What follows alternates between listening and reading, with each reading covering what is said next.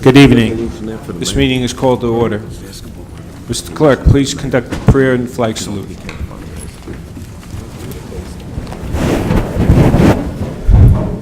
God of the universe, look thou with favor upon these here assembled, and bestow thy guidance upon the members of the governing body in their deliberations. This we ask in thy name. Amen.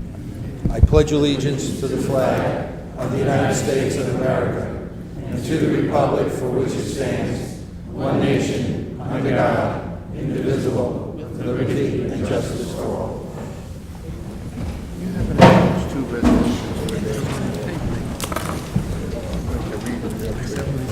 In the event of an emergency, the proper method of exiting the council chamber is through the 3 doors in the rear of the room. Occupants should proceed down the stairs, out the front door, and maybe move away from the area at the front of the steps. And please, any member wishing to speak during the public comment session at the end of the meeting, please sign in on the sign-in sheets provided in front of the room. Please turn off all cell phones and place them on vibrate. If you need to make a call, please leave the council chambers to do so. Mr. Clerk, please call the roll. Mr. Purcell. Here. Frazier. Here. Yemakaitis. Here. Sheehy. Here. Sadowski. Here. Cosby Hurling. Here. Armstead. Here. Brown. Here. Koziel. Here. Colvis. Here. Mr. Moore. Here. I'd like to get a motion for the minutes for the May 10th and April 26, 2011 meeting. Yes, Mr. President, I move for approval of the minutes of May 10th, 2011, and April 26th, 2011, and request a second. Second. Mr. Purcell. Yes. Frazier. Yes. Yemakaitis. Abstain on the May 10th and yes on the April 26th. Sheehy. Yes. Sadowski. Yes. Cosby Hurling. Yes.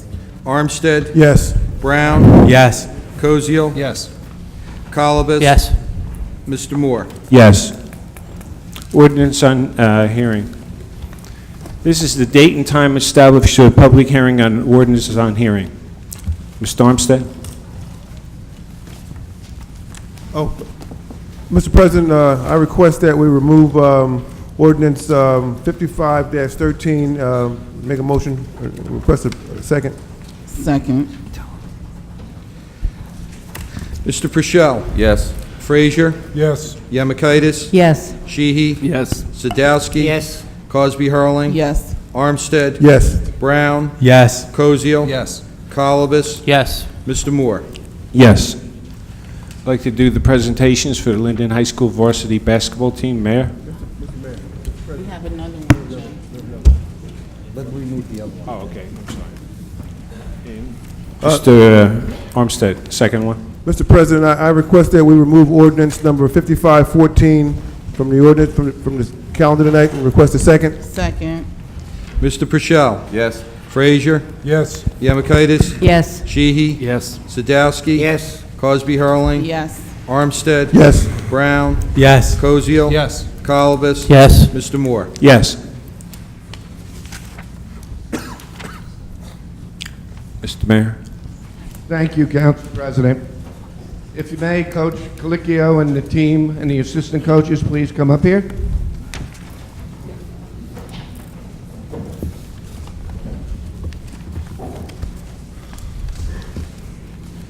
What's up, Coach? Please stand to my left.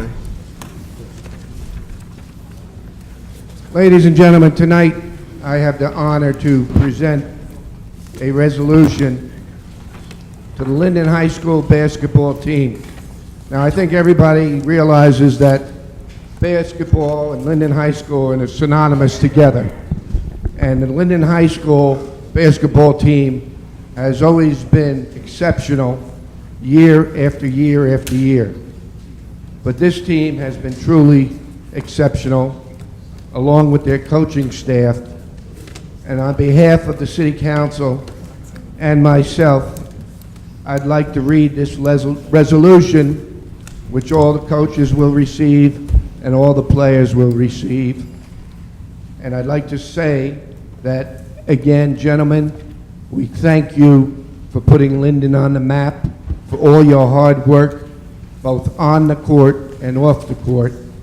And you're truly a benefit to our city and very representative of all the youth in the city of Linden. Whereas the Linden High School varsity boys basketball team has finished one of the toughest seasons ever played, and whereas the Linden High School varsity boys basketball team became the New Jersey State champions in Section 2, Group 4, finished number 10 in the state of New Jersey, and completed the season by competing in one of the toughest schedules ever played by a Linden team, by playing team number 1, 2, and 3 in the country and defeating the number 4 team. Whereas the Linden High School varsity basketball team won the aforesaid tournaments and completed this successful season under the direction of Coach Phil Colicchio, assistant coach Anthony Droja, and managers Bria Fladger and William Ingram Jr. Now, therefore, be it resolved by the mayor and the council of the city of Linden that each and every member of the Linden High School varsity boys basketball team and managers are hereby congratulated on an outstanding season. And be it resolved further that this resolution be spread upon the minutes of city council and that a copy hereof be presented to Coach Phil Colicchio, assistant coach Anthony Dredger, and managers Brian Fladger and William Ingram Jr., and to the members of the Linden High School varsity boys basketball team, Kervin Brazil, Michael Campo, Rickard Herod, Elijah Hodge, Shaquille Jackson Wright, Sabria Johnson, Jerice Jones, Jeffrey Knight, Quadri Moore, Adam Modoni, John Najir, Shakir Phillips, Justin Filippi, Shaquan Powell, J.R. Pringley, Rodney Sanders, and for Queer Williams, in recognition of their accomplishment and the pride they have bestowed upon the city of Linden, signed by Council President Moore and Mayor Richard Gerbunka. Again, gentlemen, thank you for the recognition you've given to our great city.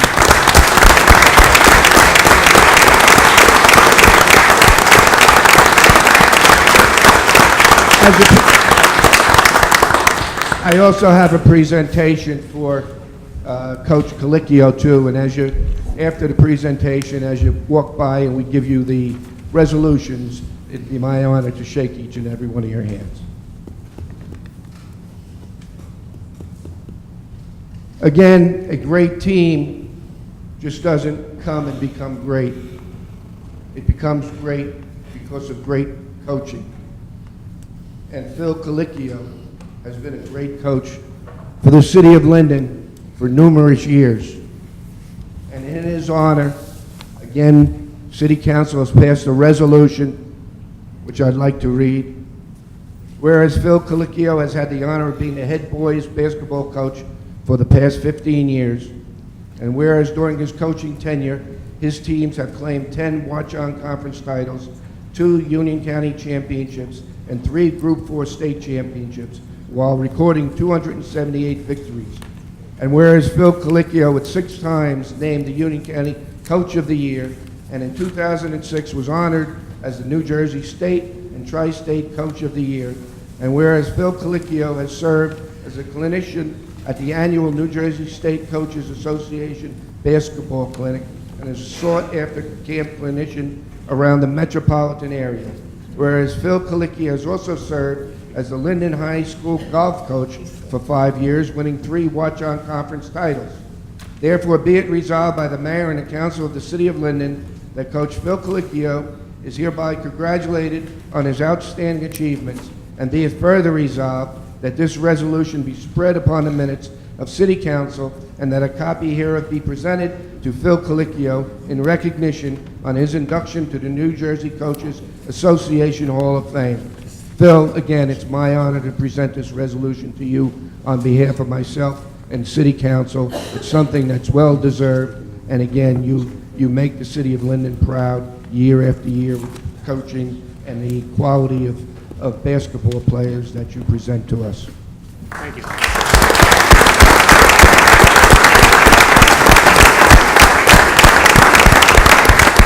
Gentlemen,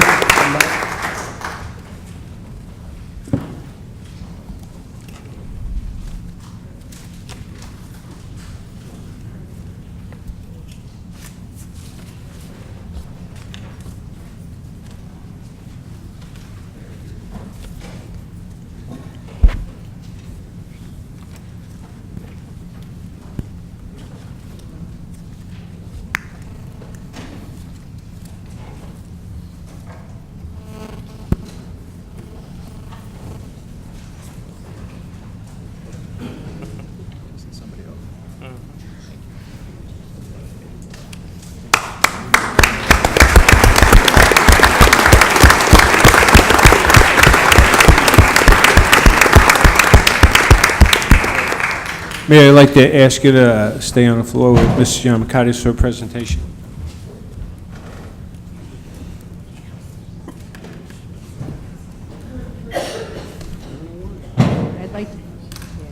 I'd like to ask Austin Frank, one of our Linden High School wrestlers, he's a senior, to come up to present him with a resolution.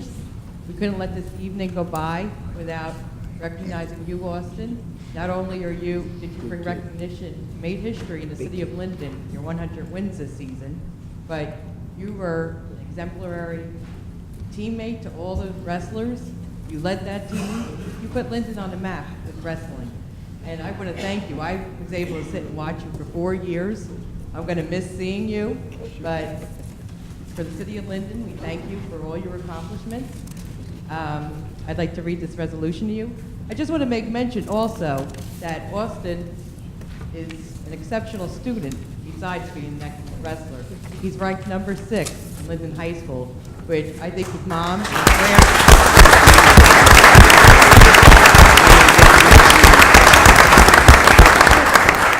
and his grandfather, who's here this evening, who was one of our former ABC commissioners. I don't know who's more proud, or his mom or his grandpa. Austin, it's with great pleasure I read you this resolution. Whereas Linden High School heavyweight wrestler Austin Frank is a senior who set a new record this year at Linden High School with over 100 wins. And whereas Austin Frank took first place in the district, third place in the regionals, and placed in the top 12 in the state. And whereas Austin Frank plans to further his education at Wesleyan College, and whereas the residents and the governing body of the city of Linden are extremely proud of Austin Frank for his outstanding accomplishment.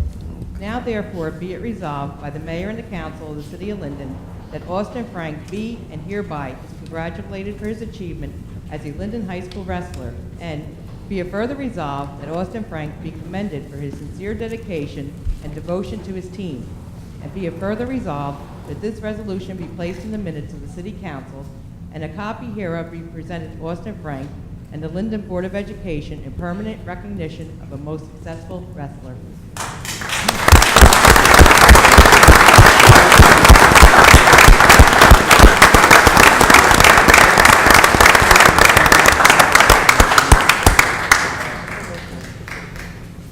Thank you, everyone. Thank you.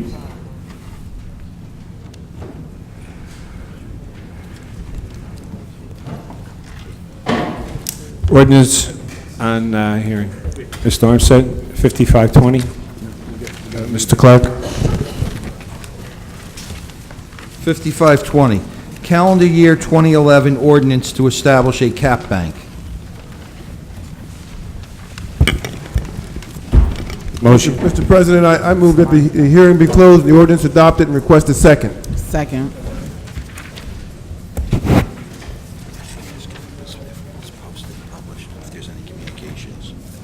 Has the ordinance been properly published and posted, Mr. Clerk? Yes, sir. Has there been any written communication received? No, sir. Is there anybody who wishes to be heard on the ordinance? Motion. Yes, Mr. President, I move that the hearing be closed, the ordinance adopted, and request a second. Second. Mr. Purcell. Yes. Frazier. Yes. Yamakaitis. Yes. Sheehy. Yes. Sadowski. Yes. Cosby Hurling. Yes. Armstead. Yes. Brown. Yes. Koziel. Yes. Colibus. Yes. Mr. Moore. Yes. 5521. An ordinance to amend and supplement Chapter 3, Police Regulations, Section 3-1, Litter Control, shall be amended as follows. Delete Section 3-1.3 in its entirety. Add new Section 3-1.31 as follows. 3-1.31, prohibited of dumping, depositing, or storage of snow or ice within the city of Linden. Has the ordinance been properly published and posted? Yes, sir. Has any written communication been received? No, sir. Is there anybody who wishes to be heard on the ordinance? Motion, please. Council President, I'd like to make a motion to close the hearing on 5521 and ask for a second. Second. Mr. Purcell. Yes. Frazier, Yes. Yemakaitis, Yes. Sheehy, Yes. Sadowski, Yes. Cosby Hurling, Yes. Armstead, Yes. Brown, Yes. Kozio. Yes. Colibus. Yes. Mr. Moore. Yes. Ordinance 5522. An ordinance to amend and supplement Chapter 5, Animal Control shall be amended as follows. Add new Section 5-5 as follows. Cat licensing, creating a license for cats. Has the ordinance been properly published and posted? Yes, sir. Has there been any written communication received? Yes, sir. Would you please read it, sir? Dear Mr. Bodick, I am unable to attend tonight's council meeting, but before the cat licensing is voted on, I would like you to read this letter to the governing body. Last month, I got up and questioned the licensing of cats. As of this date, no one from the committee has answered my questions. Most cat collars are breakaway collars. That means that if a cat gets into a fight or stuck on a fence, the collar separates, which means the collar drops off the cat and the cat is in another location. So again, what is the purpose of licensing cats? Linden has many foster homes for cats. Are they going to have licenses the cats that are in the home? Does this mean that Folis is going to have to license their feral colony or their cats that are in the trailer? The only reason why you want the cat owner to license cats is that the city needs revenue, and this is another fee for the residents to have to pay. This is going to hurt many people. Cats are not like dogs. Indoor cats do not need to go to the vet unless it is sick. Now you are making people pay vet bills that can reach up to and over $100. Yes, the city has rabies shots for free, but not everyone can get there. You have seniors who have a cat for company, and now you are making an additional charge for the senior who has not gotten an increase in Social Security in a couple of years. I am asking this governing body to vote no for this and to force whoever is responsible for bringing in ratables to do so. The residents of Linden pay enough. Thank you for your time and consideration. Patty Murgo, 2519 Greer Avenue. Is there anyone who wishes to be heard on new ordinance? Please come up. State your name.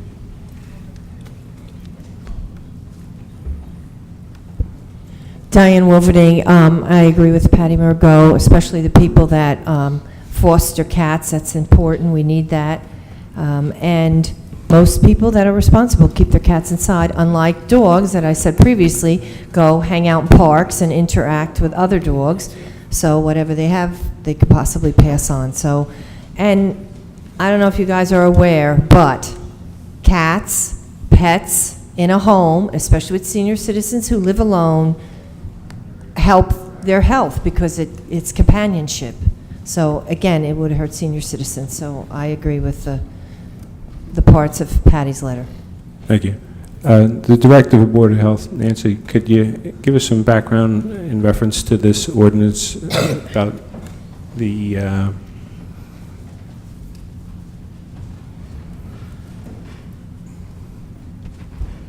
The ordinance is being proposed not to hurt the responsible pet owners, and it's, if the cats that are kept inside should be licensed. If they get out, it's for their own protection.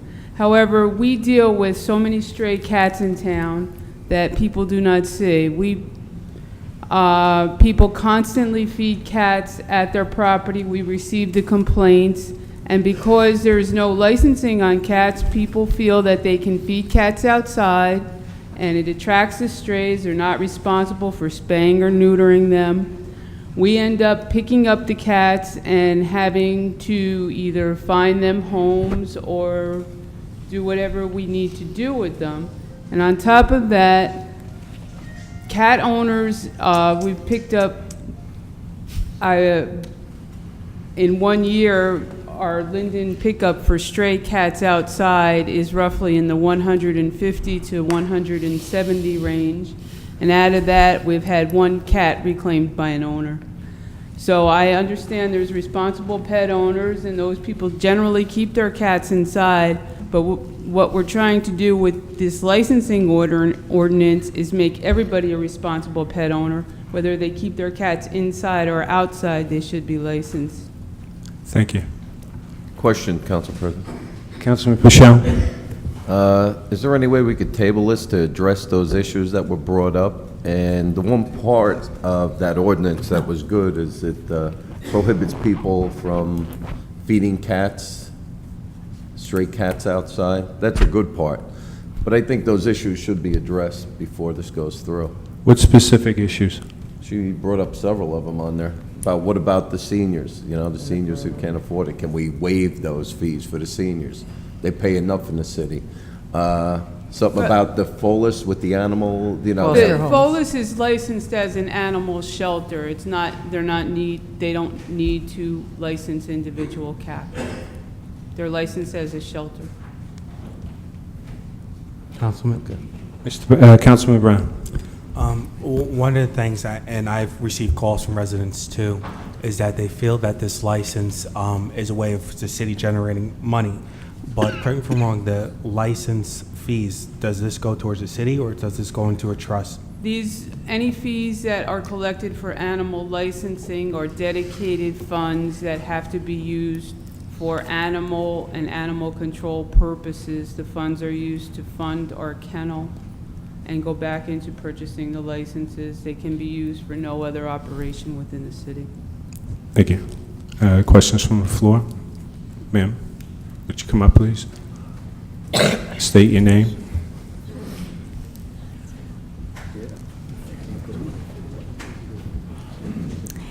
Hello, my name is Sylvia Weisbrod, and every single cat that I've ever owned came in off the street. And as soon as it came in, they got spayed or neutered. When I knew that I had to do that, in the 50s, nobody knew.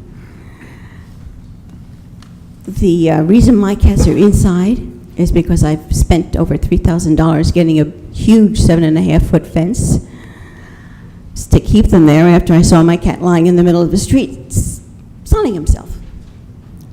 So I have my cats spayed and neutered. The minute they come in the door, they are spayed and neutered. In fact, I was a volunteer for the Hillside Spay-Neuter People for Animals. Cat licensing. You don't put collars on cats.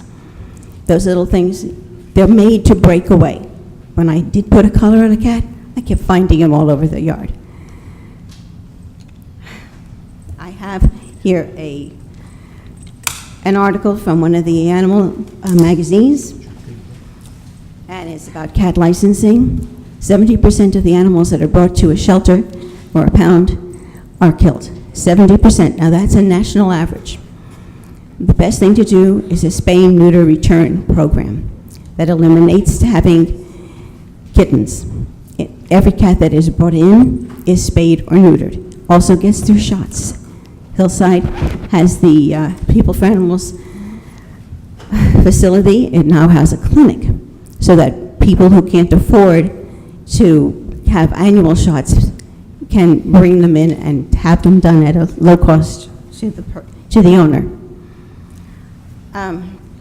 Only about 2% of the cats that are brought into a shelter or a facility after they've been picked up off the street ever get returned to their owners. I don't know how much you intend to make this license cost, but there are people with multiple cat households, and it could mean that the difference between paying for a license and opening up the door and letting the cat out. A lot of people have been doing that already. The reason we have so many feral cats is that a lot of them started off as being household cats. And because they weren't spayed or neutered, they had kittens, throw them out. Neighbor down from where I live, a cat got into her cellar, a pregnant cat. So she had the cat, 5 kittens. She tried to find homes for all of them. The mother cat is still down in the cellar, along with 2 of her progeny are upstairs. But she's feral. She's not going to make a good pet for quite a while. But feral cats can be made into pets. It takes a little time, but it can be done. Licensing them doesn't give them that time, because if they get picked up, they get killed. 70% is a proven fact. It's not made up. I have another piece of paper here about how you can actually calculate the difference in picking up cats and having them killed, or spaying, neutering, and returning them. What does it cost? In Clark, people, the police are sent door to door to see who has paid their fees. Do you really want our police to be doing that kind of a job? Do we have enough police to send them out once a year and cover the whole city, trying to find out who has licensed a cat and who hasn't? That's an expense. Ma'am, you have 1 minute. I made copies so that I wouldn't have to stand up here and talk. But the main points are that licensing can separate a cat from its owner. It's a mandatory license to kill, practically. Maybe that's not the intention, but it's what's going to happen. The cost of running licensing programs often exceed the revenue that the programs generate. And it doesn't force the owner to spay and neutering them. They will do that. 30 seconds. If they will do that. It won't, but licensing, it won't force them. And are you going to make it less money for the people who have their cats spayed rather than the ones who don't? Is there going to be two prices?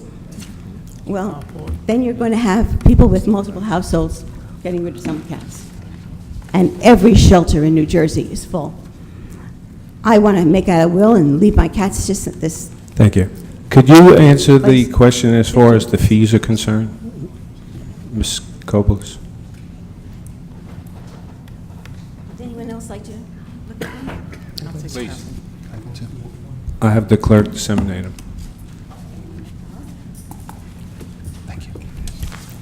The cat licensing fees will be the same as dog licensing fees. It will be $8 for a spayed or neutered cat and $11 for an unspayed or neutered cat, same as what the dog licenses are. Thank you. A question from the floor, please. Come out, state your name.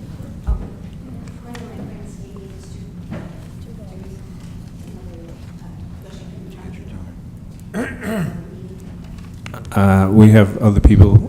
I'll give it to the clerk, and thank you. I have no objections to a cat licensing ordinance. As a matter of fact, it can be a good thing, but only under 3 conditions. First, it must not be used as an excuse to slaughter feral cats. Trap, neuter, release, a procedure which has been adopted by some communities, is more sensible and certainly more humane solution to the problem of cat overpopulation. Second, as with dogs, the ordinance should provide for lower licensing fees for spayed and neutered cats so that it encourages people to get their pets altered. Third, cat owners should not be required to put collars on their pets. Unlike dogs, cats are likely to get into tight places where collars can catch on branches, posts, or other objects and choke the animal. Ada Brunner, Academy Terrace. Thank you. Would you like to continue the time that you've yielded to the... Please. Marcia Pepe, Bernard Avenue. Would you repeat that a little louder? Marcia Pepe, Bernard Avenue.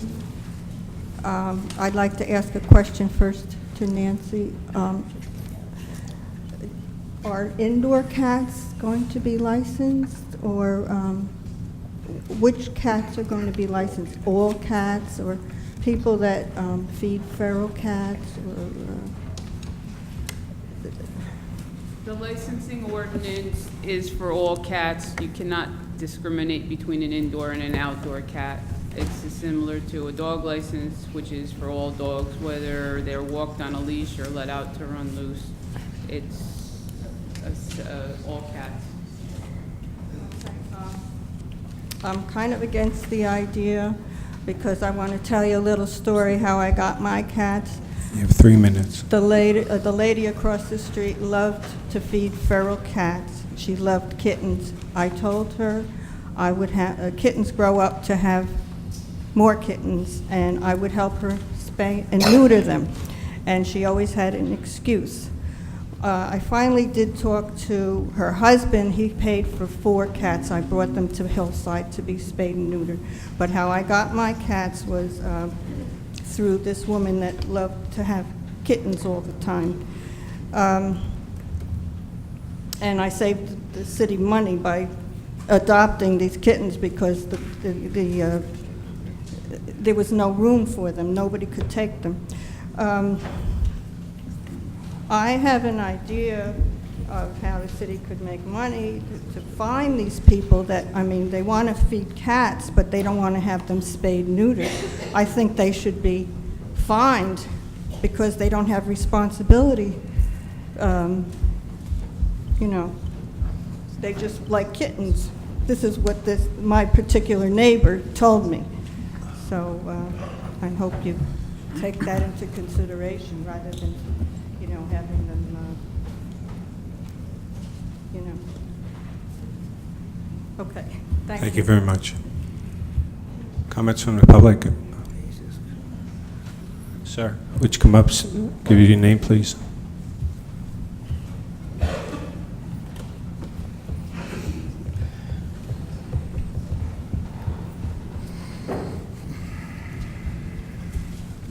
My name is Leonard Roman. Since, I'd say in the last 20 years, animal control and other neighbors caught cats, I'd say 80 or so, and over 20-some got hit with cars and killed. And when you report it to the city, we have flies coming in our house, we have carpenter ants. Well, the carpenter ant is from the wood in his yard, it's always infected. And we complain and complain, and all he says, it's not his cat, they won't do nothing. This has been going on for 20 years. I got pictures back from 20 years. I got pictures on my camera right now. It ain't fair to the people with the cats in the house. You've got to do something with this here. The guy worked for the city. He says, I can do what I want. I work for the city. Well, over the 20 years, he proved it to me. You've got to do something about these wild cats, and they're infected. And I got scratched one time in the 90s. I thought I hurt myself in work with one drop of blood. I went to the hospital. I had a pain up to here at 4 o'clock in the morning. They kept me there 4 hours. They told me if it went to my heart, I could have died. It went down, they let me go home. They said, if it comes back up, come here. You've got to start doing your job, and I don't care who you work for, you got to do something about it. Thank you.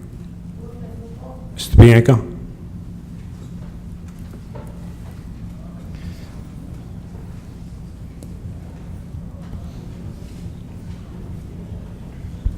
Good evening, Nancy. Joe Bianco.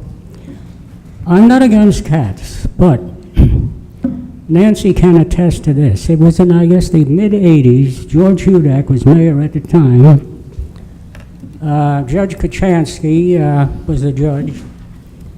People from that neighborhood, the block and back of me, the conditions got so bad, there were cats all over the place. In the summertime, on a damp day, you could not go out because the stench was terrible. Like I say, I don't mind people having cats, but we cannot have an incident that occurred, you know, back in the mid-'80s in like my backyard. So this is all I've got to say about that. And like I say, Nancy, you remember that incident? Okay. Like I say, a limit. I mean, you know, I don't care. Just take care of them. Don't have them roaming all over the place and not an abundance of cats that, oh, Judge Kachansky told that party that day, you have to do something about these cats, get rid of them. So the wife and I had to pick up some things at the supermarket. There she was buying cat food, a wagon full of cat food. That's all I got to say. Thank you. Any comments from the floor? Sir, state your name, please. Good evening, one and all. Dennis Kopecki. I'm on Erudo Street. Oh, yeah. Actually, I was going to comment on the microphones. Jim, you don't have to lean into it so much. This is a rather high-quality microphone, I can see, because I've been involved with these things before. In any event, with respect to the cats, I don't know, anyone who has studied biology or anyone who has ever had a cat, I think can attest to the independence of the cats. And of this independence, I think that speaks for itself with regard to licensing of the cats. The cats have already set a precedent on this resolution of independence. And I think in legal circles, you all know that a precedent is pretty much upheld. I don't expect that you're going to turn around and say, oh, well, we're going to just look around and pass that one by. No. The answer is,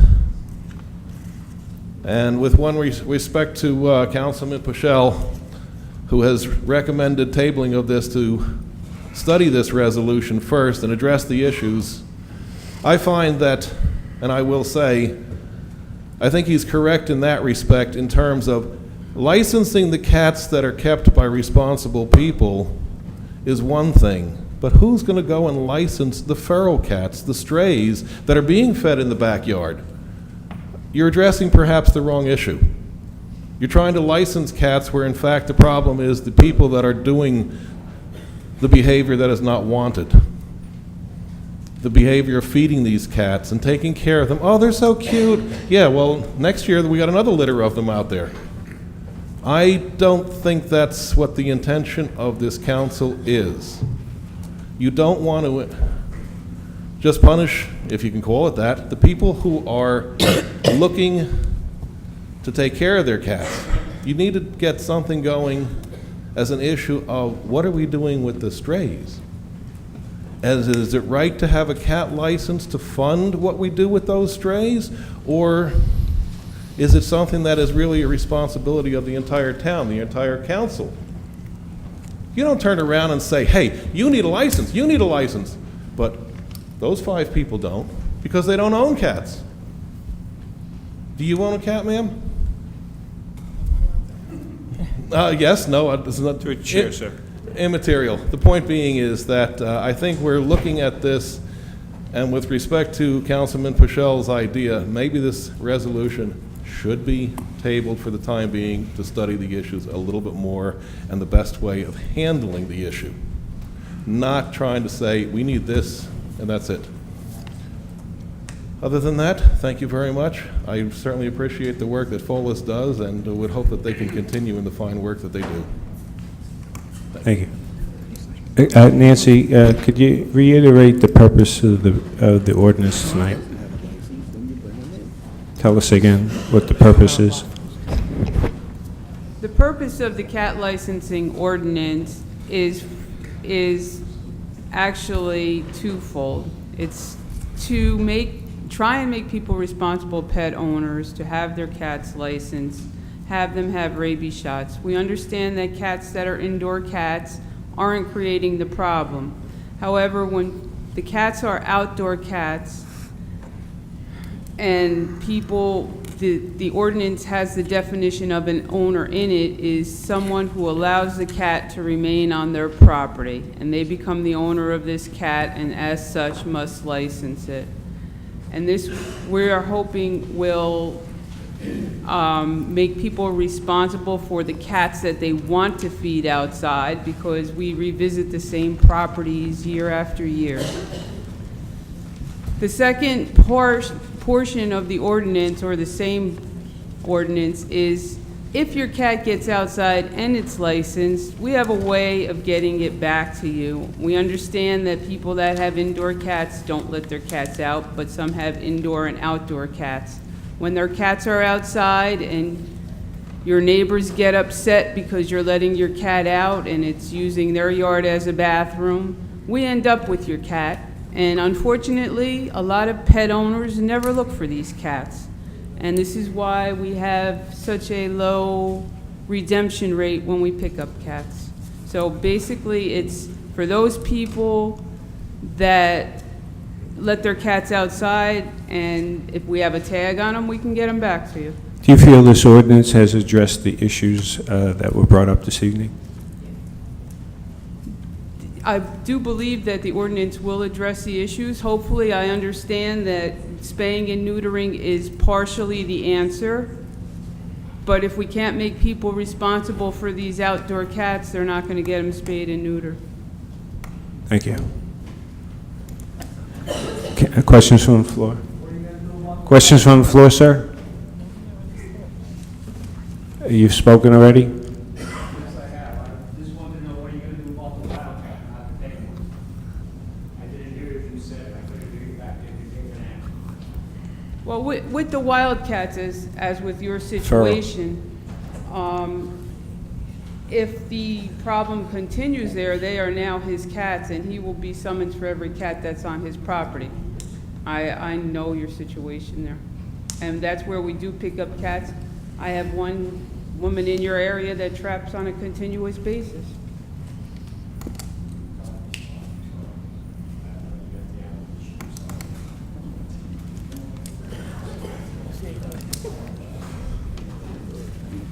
Anyone that has not spoken yet? Make a motion. Council President, I just ask that we table this ordinance for 1 month, so as liaison to the Board of Health, I will work with Ms. Goldbliss and try to answer the questions and research every concern that every constituent had, and it'll be put on the agenda for next month, and I seek a second. I'll second that. So moved. Mr. Purcell? Yes. Frazier? Yes. Yamakaitis? Yes. Sheehy? No. Sadowski? No. Cosby Hurling? Yes. Armstead? Yes. Brown? Yes. Koziel? Yes. Colobus? Yes. Mr. Moore? Yes. So, Mr. Carl-Willis, you'll work on that in the committee, please? Yes, I will. Thank you. Okay, ordinance 5523.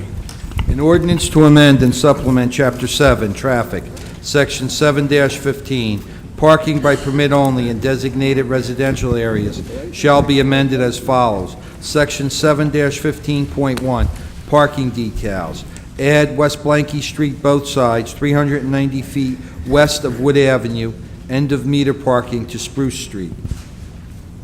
Has the ordinance been properly published and posted? Yes, sir. Has there been any written communication received? No, sir. Is there anyone wishes to be heard on this ordinance? Motion, please. Mr. President, I move the hearing be closed and the ordinance number 55-23 be adopted and ask for a second. Second. Mr. Purcell? Yes. Frazier? Yes. Yamakaitis? Yes. Sheehy? Yes. Sadowski? Yes. Cosby Hurling? Yes. Armstead? Yes. Brown? Yes. Koziel? Yes. Colobus? Yes. Mr. Moore? Yes. Mr. Clerk, ordinance 5524. An ordinance to amend and supplement Chapter 10, Building and Housing, Section 10-20, shall be amended as follows. Delete 10-20.22, Certificate of Occupancy for Housing Inspections, fee. Add new 10-20.22 as follows. Certificate of Occupancy for Housing Inspection, fee. Has the ordinance been properly published and posted? Yes, sir. Has you received any written communication? No, sir. Is there anyone who wishes to be heard on the ordinance? Motion, please. Thank you, Mr. President. I ask the hearing be closed and ordinance 55-24 be adopted and seek a second. Second.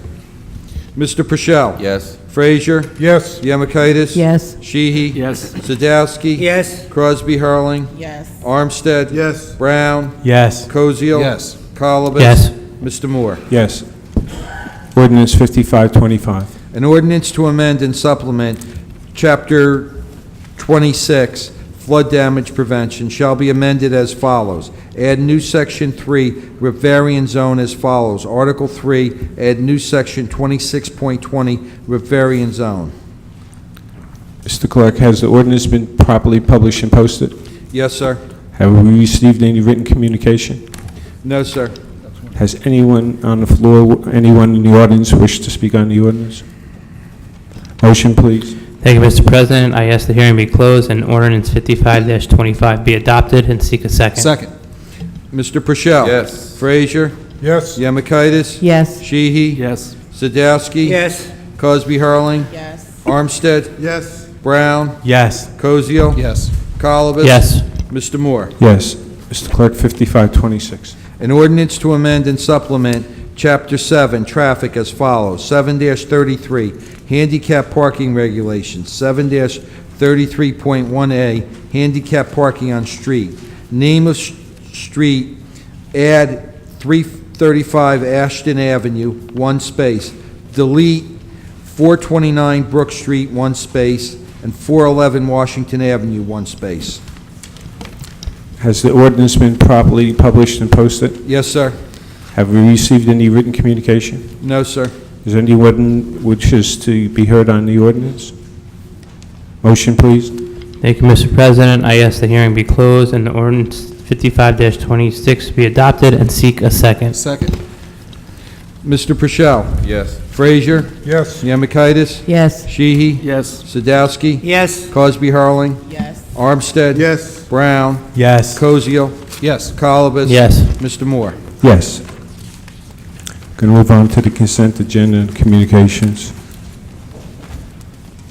Mr. Clerk, all items listed with asterisks have been considered to be routine by the City Council and be enacted with one motion. There will be no separate discussion on these items unless a council member or citizen so requests.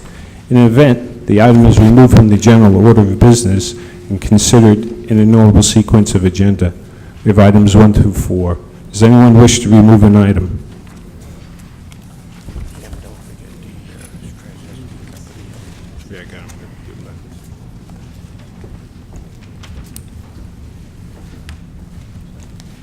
Okay.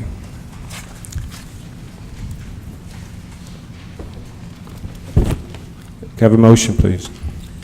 I move for approval of consent items 1 through 4 and ask for a second.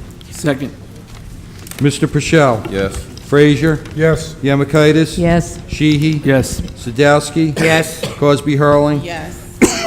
Armstead. Yes. Brown. Yes. Koziel. Yes. Colibus. Yes. Mr. Moore. Yes. Mr. Clerk, I have received correspondence. Would you read it, please?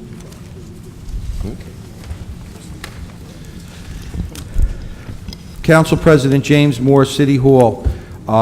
Dear Council President Moore, subject Linden Economic Development Corporation budget. I would appreciate your reading this letter at the May 17th council meeting and making it part of the council minutes. As treasurer of the LEDC and a certified public accountant with a master's in finance, I would like to address the naivety of several members of council in thinking that cutting the LEDC's budget will solve the city's budgetary problems. Unfortunately, council's consideration of cutting the LEDC budget is completely short-sighted and does not account for the consequences of their action. Saving a few $1,000s now will result in losing hundreds of thousands of dollars for the city of Linden. By cutting the LEDC budget, it will force us to scale back operations, which will result in the loss of economic development, tax ratables, and the creation of jobs for the city. The LEDC is not responsible for just bringing in new businesses to the city of Linden. The LEDC has a strong working relationship with federal, state, and county agencies. They oversee business arrangements, procure grants, and provide infrastructure and resolve infrastructure problems. Projects presently underway, such as Tremley Point Development, Duke Property, Transit Village, Morningstar, Linden Road Safety, and vehicular circulation in the Linden Strategic Vision Plan will be negatively impacted by budget cuts. Compared to other municipalities, the LEDC is actually underfunded. Forcing the LEDC to cut back or close down is a serious error in business judgment. This will delay bringing in ratables, which can result in passing tax increases on to businesses and residents. On behalf of the LEDC, we respectfully request that the present LEDC budget remain intact. Very truly yours, John E. Strydeski, Certified Public Accountant, MBA Finance. Thank you, Mr. Clerk. Going to move into committee reports. Mr. Michelle? Thank you, Council President. Once I find out where it is. Okay. First of all, I'd like to thank, it's going to come up on Personnel and Finance, the retirement of several firefighters. Thank you for your years of service to the city, and good luck. We have new returning firemen. Thank you, and welcome back. And all the guys that are being promoted. Congratulations, I know you're going to do an excellent job. Just a few things around the war. Well, let me hit this one first. We discussed at the last caucus meeting about going citywide to bag leaves instead of having the trucks come around with the buckets and everything. So we would save manpower there on, instead of having 8 guys, 9 guys, whatever's out there, dump trucks, bucket loaders. So we're looking to have it citywide to just bag the leaves. So we'll have men left over to do other jobs. Instead of doing that, you have a truck come around, throw the leaves in the back, compact it, bring it down to landfill, and use it for recycle. So that's one way we're looking to save on manpower and put the guys to work somewhere else in the city. Anyone that needs trees trimmed or sidewalks, just give me a call, 908-486-4392. Last Friday, there were several vehicles broken into on Fernwood Terrace. Matter of fact, I think there were 3 around 3:30 in the morning that Friday. So please lock your doors. And like I mentioned one other time, if you hear something outside, if you have your car alarm, your key, keep it next to your bed. You hear something, press the alarm. That'll scare them off. You know, but if you do see something, hear something, call the police. They'll be there right away. One person I like to congratulate or thank, him and his crew, is Craig Beecher for doing an excellent job around the ward, trimming trees. Him and his guys are fantastic. They even go out of their way and go up to the resident's house and talk to the resident. So that was very positive when people called me on that.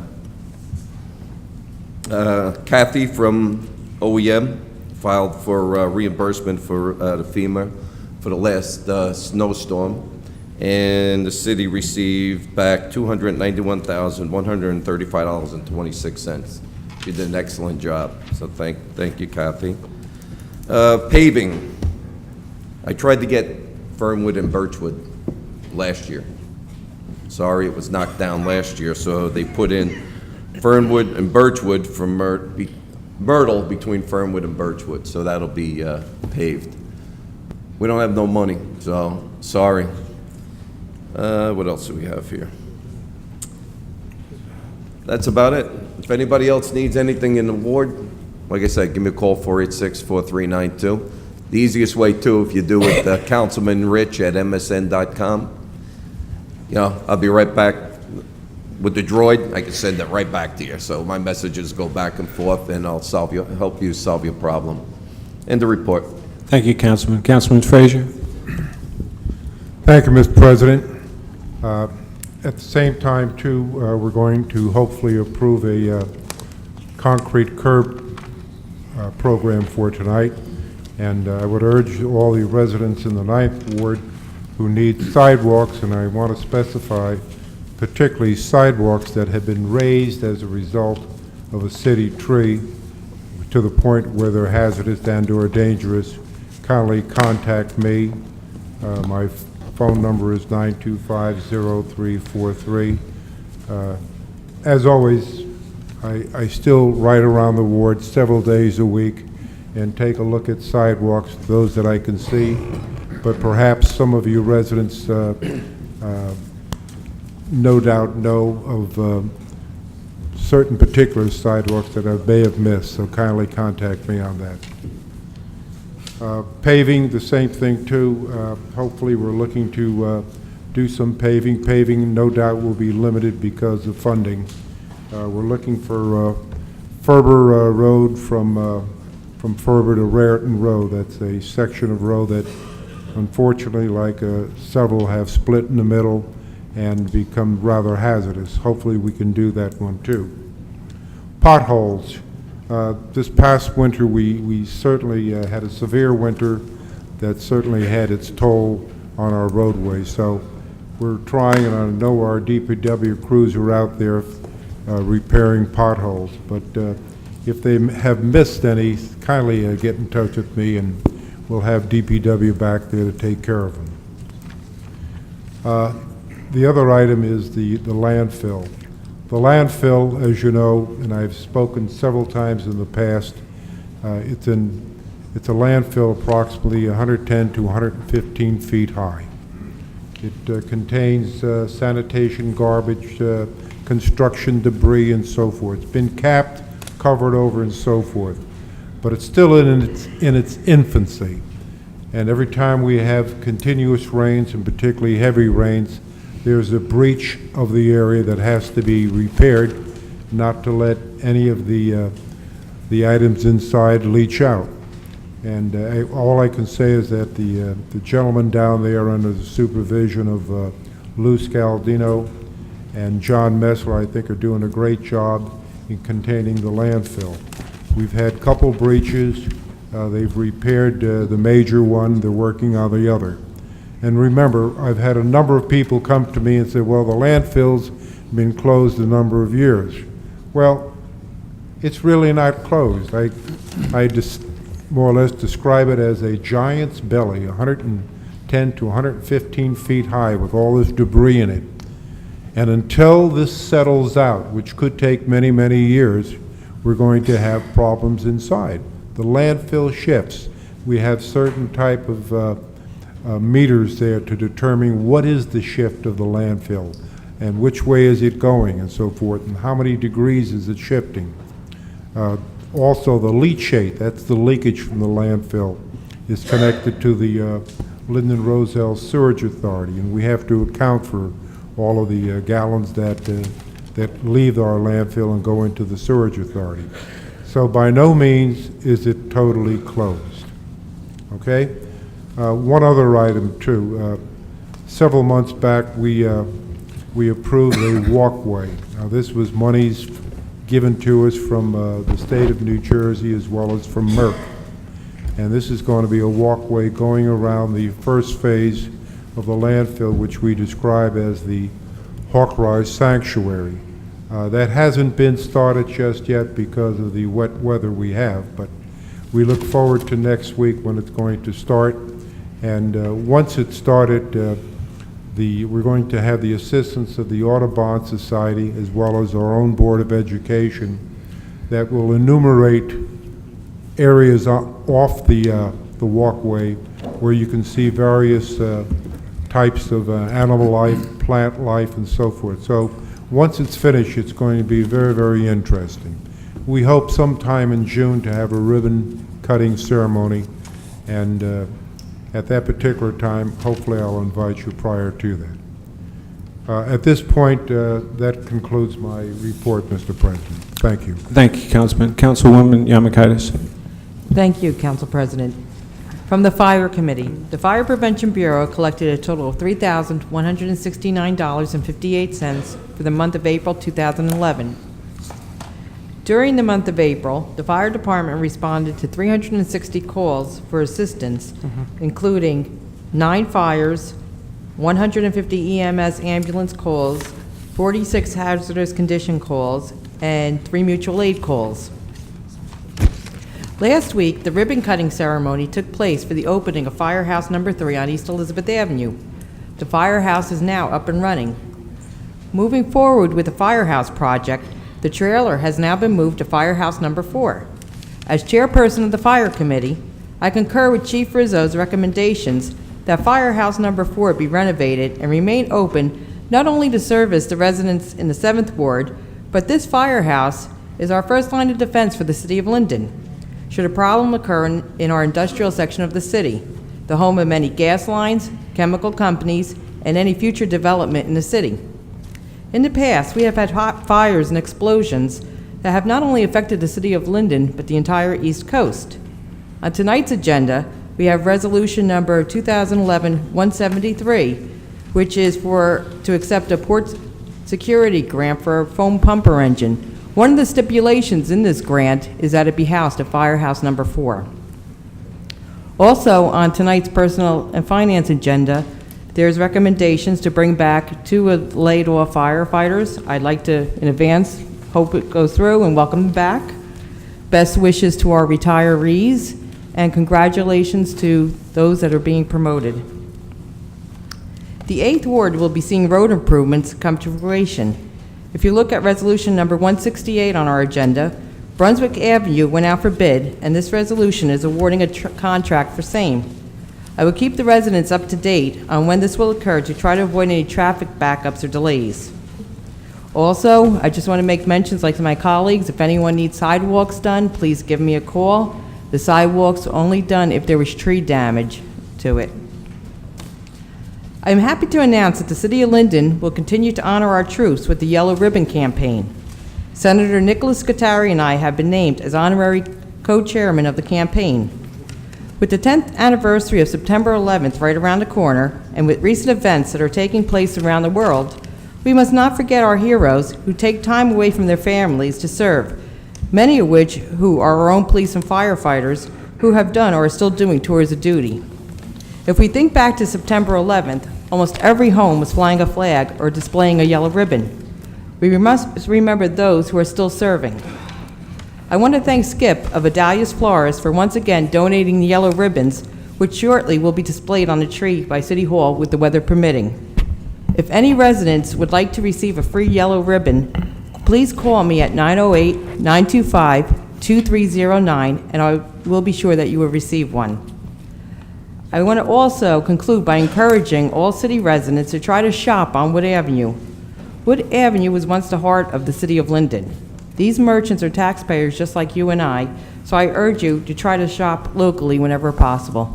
That concludes my report, Mr. President. Thank you, Councilwoman. Were you aware of the ribbons to be displayed this evening? I just got notice before I came in. Thank you, because I was not aware. It's a noble cause, but we need to be advised what's going to happen before it happens. Councilman Sheehy? Thank you, sir. In the 7th Ward, we will be paving Lower Road finally, Mopsic Avenue, and West 15th Street. When West 15th Street is done, we've been having a speeding problem on West 15th. Actually, paving it should increase the speeding. So we had a traffic survey done on West 15th. After it's fully paved, we're going to put up the rattle strips on West 15th Street. And this summer, after school closes at School 2, we're going to be seeing new traffic patterns around the school on 17th and 18th Street. We're going to make 17th and 18th one way to help the buses and the parking around School 2. So just be prepared before school opens next year. We will have new traffic patterns around School number 2. And if anybody needs curbs, sidewalks, or trees trimmed, please call me. School number 2, the Kiwanis kids are having a spaghetti dinner Thursday, May 19th, 6:45 to 7:45 at the School 2 cafeteria. I'd like to remind everybody, School 2 is the only neighborhood school in the city of Linden where just kids from our neighborhood attend. And I'd like to commend our principal. I think we have the best principal in town, Mr. Zaire. The Mayor's Youth Commission is having a comedy night. The comedy night is going to fund Project Graduation. And believe you me, we could use the funds. The comedy night is going to be Saturday, June 11th at the JTG Center. We're going to have comedians, cocktail hour, buffet dinner. It's going to be $50 a person. It all goes to funding Project Graduation. Any questions, you can either call the mayor's office or Linda Sheehy at 436-8749. And I'd like to congratulate my friend Mr. Bianco on his 91st birthday. Happy birthday.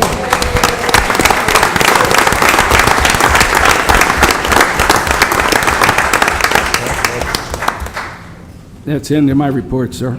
Thank you, Councilman. Councilman Sadowski. Thank you, Council President. Just a few remarks. Being liaison with the senior citizens, we get a lot of complaints and so on.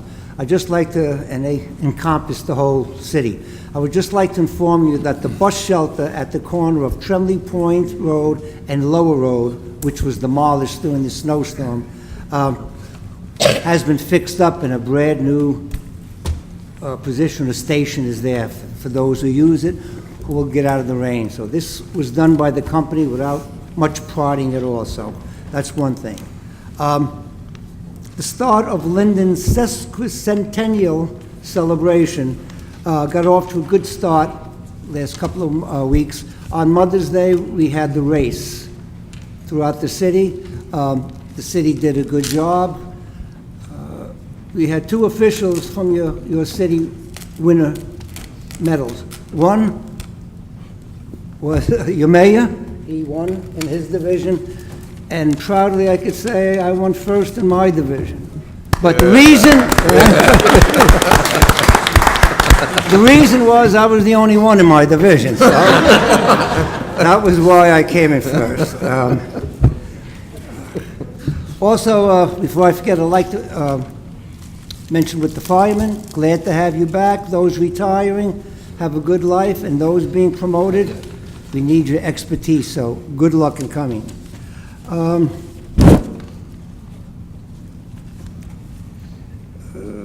Don't forget, the 52nd Annual Senior Citizen Award. The honoree will be Doris Hennell for the 211 Senior Citizen Award.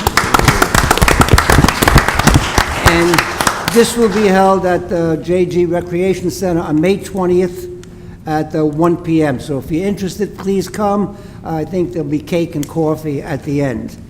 In the 6th Ward, if any of the trees that were planted last year, we have a few, have died, please let us know, and they said they would come back and replant for them. Also, in the 6th Ward, last summer, the gas company came and replaced your meters. When they dug, sometimes they didn't really finish it off that well. They are coming back this spring, so if you have any kind of problems, holes, or where they cut with, there's no grass, please give me a call and they will come back to help you. And lastly, don't forget, on June 7th, we have a primary election. Please vote. Vote for whoever you want to vote for, but please, that's your obligation, your responsibility, and your duty. Thank you. That's my report. Thank you, Councilman. Councilwoman Cosby Hurley. Thank you, Mr. President. Good evening, everyone. Well, we all know that the vacant properties on St. George's Avenue and Union Street have finally begun to be demolished, so yay. We finally got the buildings to come down, and I'd like to thank the mayor for actually going out and getting that extra $1 million for us so that we can have clear sight and safer neighborhoods. I also want to thank everyone who was involved in Firehouse number 3. I attended the ribbon cutting, and the firehouse is awesome. My children can't wait to come. I enjoyed it, and congratulations to those that are promoted. Good luck to you all who are retiring. We thank you for your service, and welcome back to the young men who are returning. The deadline to pay your final registration for summer camp is this week. If you have not paid your final payment, your child will lose his or her spot. So please make sure that you pay your final payment if you haven't done so already for day camps.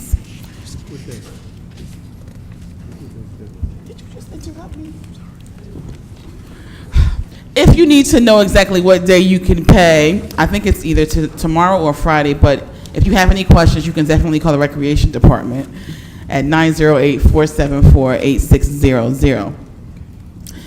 While we're speaking about the day camp program, I just want to let everyone know that the food grant program won't be coming to Linden this year because the supervisor and the director felt like they needed to have more training just to have a better understanding and so that we could have great success. So we're looking forward to it for next year, just to make sure that we don't have any issues or problems with the program. So the children will still continue to pack their own lunch.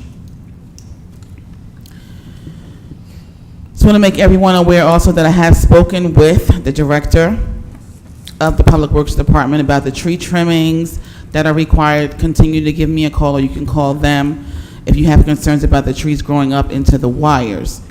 We also discussed the Peach Orchard Creek because there was a cleanup done in April, and we thank you, Vinny, again, but there's still trash that gets trapped in between Cranford and Bernard. So he assured me that there will be a crew coming out in the near future to make sure that the trash is out.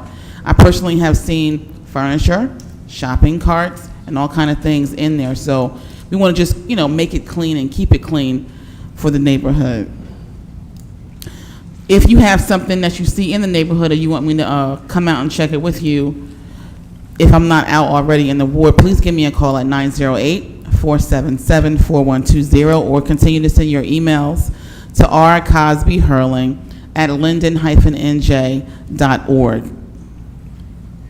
Street paving, we are looking to get streets paved with the leftover funds. So I'm going to still speak with the chairman of finance and our engineer to determine if this one particular street in our ward, Alexander, is available for capital funding. And we're looking to get Grant Street still because those two streets are in dire need. The communities in cooperation contracts have been sent, and we're just waiting for them to come back with signatures so that we can start our relationship with communities in cooperation. I'm looking forward to having access to PCs that have internet access and the other family success programs and valuable information that they can provide for the community at no cost, absolutely, to the city of Linden. My next office hours will be May 27th and June 3rd. They're held at 3:30 p.m. at the Linden Multipurpose Center, 3:30 to 5:30. No appointment is necessary. You don't have to wait until those times to contact me, of course, but I'm just there in a public facility for you all. We're also having a public community meeting for the 5th Ward residents. June 14th, that's a Tuesday night at 7 p.m. We've invited the police department, the Shade Tree Commissioner, the health department. We're going to have Greener by Design to discuss energy with the residents. Our city CFO has been invited. The president of Linden's Board of Education, the welfare department, as well as other people. So I'm encouraging people to please come out because this is an opportunity for you to be in the face of the people who make the decisions and present your ideas and concerns. Again, it's Tuesday, June 14th at 7 p.m., Linden Multipurpose Center. Finally, I will be attending the League of Municipalities training next month, and that is going to have everything to do with ratables and redevelopment. So I will learn as much as I possibly can and try and bring back as much information to my colleagues so that we can better understand the process and possibly move forward with the other properties in the city of Linden that are either in default or have been terminated, because we're looking to get ratables into our city. And I will hear next week about the educational grant that we had submitted for chronic disease education. Again, that's coming, and we're looking forward to that. We're just going to get concrete confirmation that the peer leaders will be allowed to go to training so we can bring that back to the city of Linden. That concludes my report. Thank you, Councilwoman. Councilman Armstead?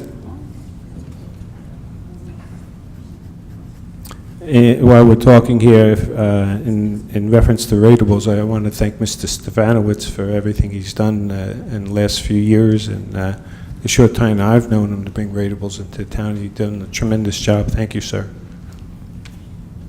Mr. Armstead? Yes, Mr. President, I have some few particulars. I want to start out first by talking about the summer jobs that we have here in Linden. Unfortunately, due to budget constraints, we've done away with our summer jobs program, and unfortunately, that's one of the products of having a tight budget.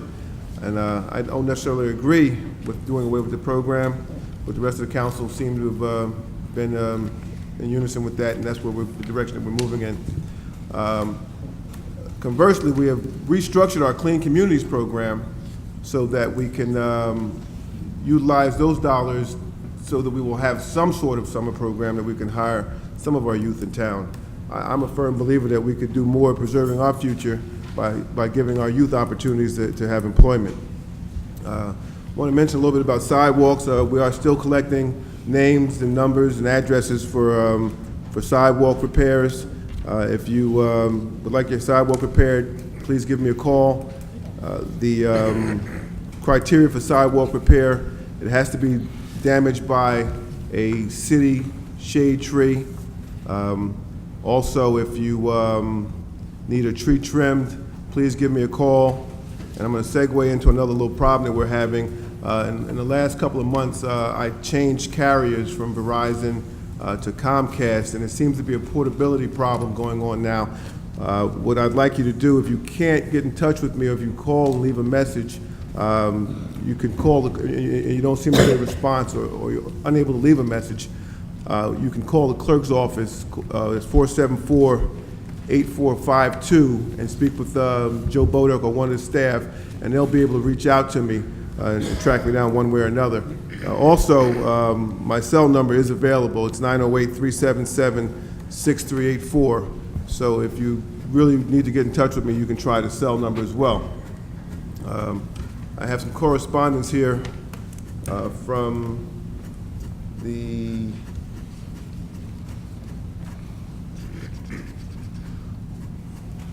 license department.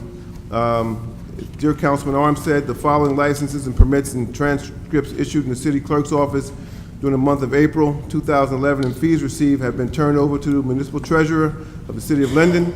We have 107 birth, death, marriage transcripts, and the city's revenue was $1,605. There were 21 marriage licenses for $63 each, and the state portion of revenue was $525. Domestic partnerships / civil unions, there was nothing. There was 12 miscellaneous revenues of $29.98. There were 2 bingo raffles for $40, 205 EDRS vital statistics for $2,805. Interest in the city clerk's account was 13 cents, and there were 8 burial permit fees for $40, for a grand total of $5,108.11.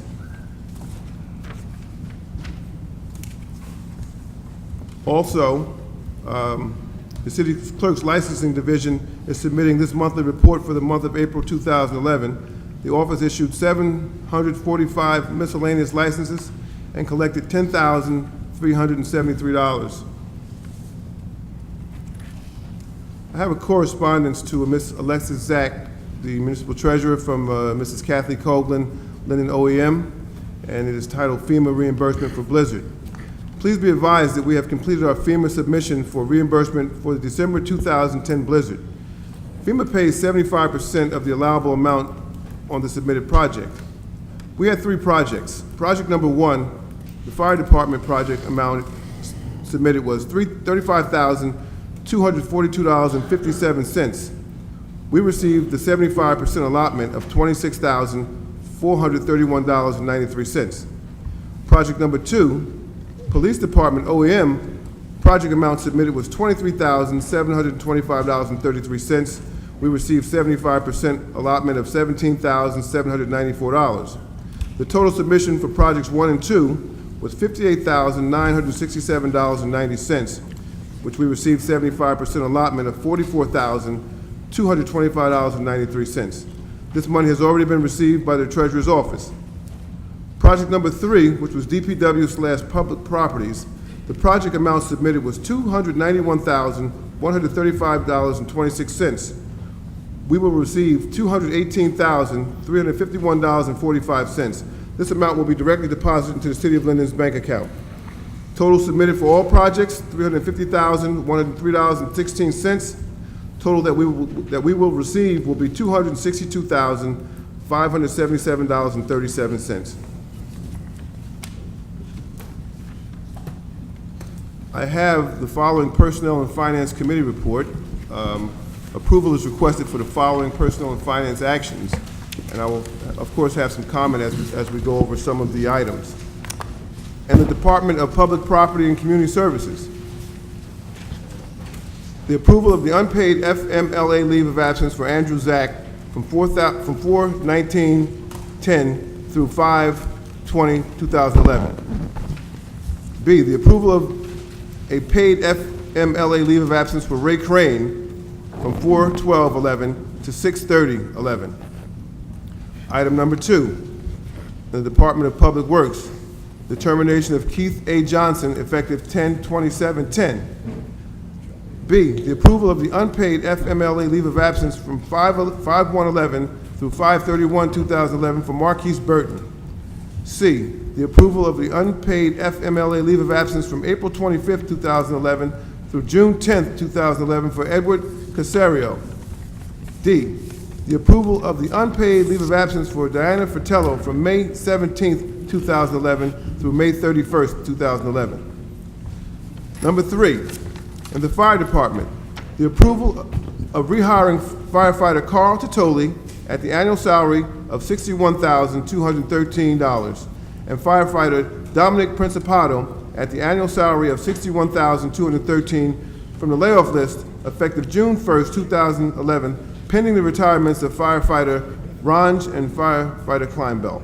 And I'd like to wish firefighter Ranj and firefighter Kleinbell all the best in their retirement, and just want to talk to Carl Titoli and Dominic Principato, who I've known for a very long time, and congratulate them on coming back. And again, I want to just mention that we have been consistent.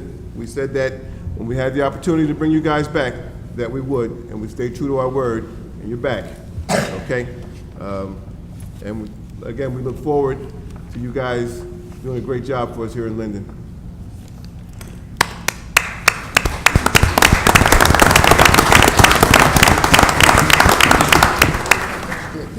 Number B, the approval of the following promotions. Captain K. Brady to Deputy Chief at the annual salary of $130,745 due to the vacancy created by the retirement of D.C. Guerrera effective June 1st, 2011. That's Deputy Chief. Lieutenant R. Bornstadt to Captain at the annual salary of $103,828 due to the vacancy created by the retirement of Captain Zake effective June 1st, 2011. Lieutenant R. Lambert to Captain at the annual salary of $103,828 due to the vacancy created by the retirement of Captain Miller effective June 1st, 2011.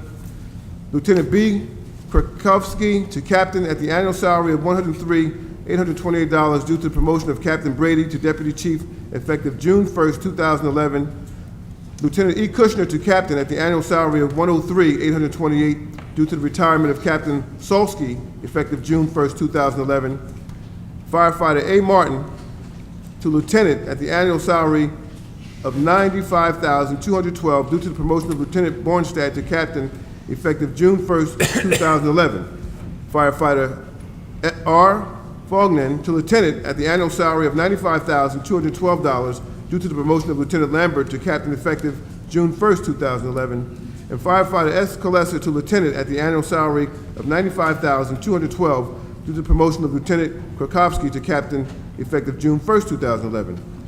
And last, Firefighter A. Principato to Lieutenant at the annual salary of $95,212 due to the promotion of Lieutenant E. Kushner to Captain effective June 1st, 2011.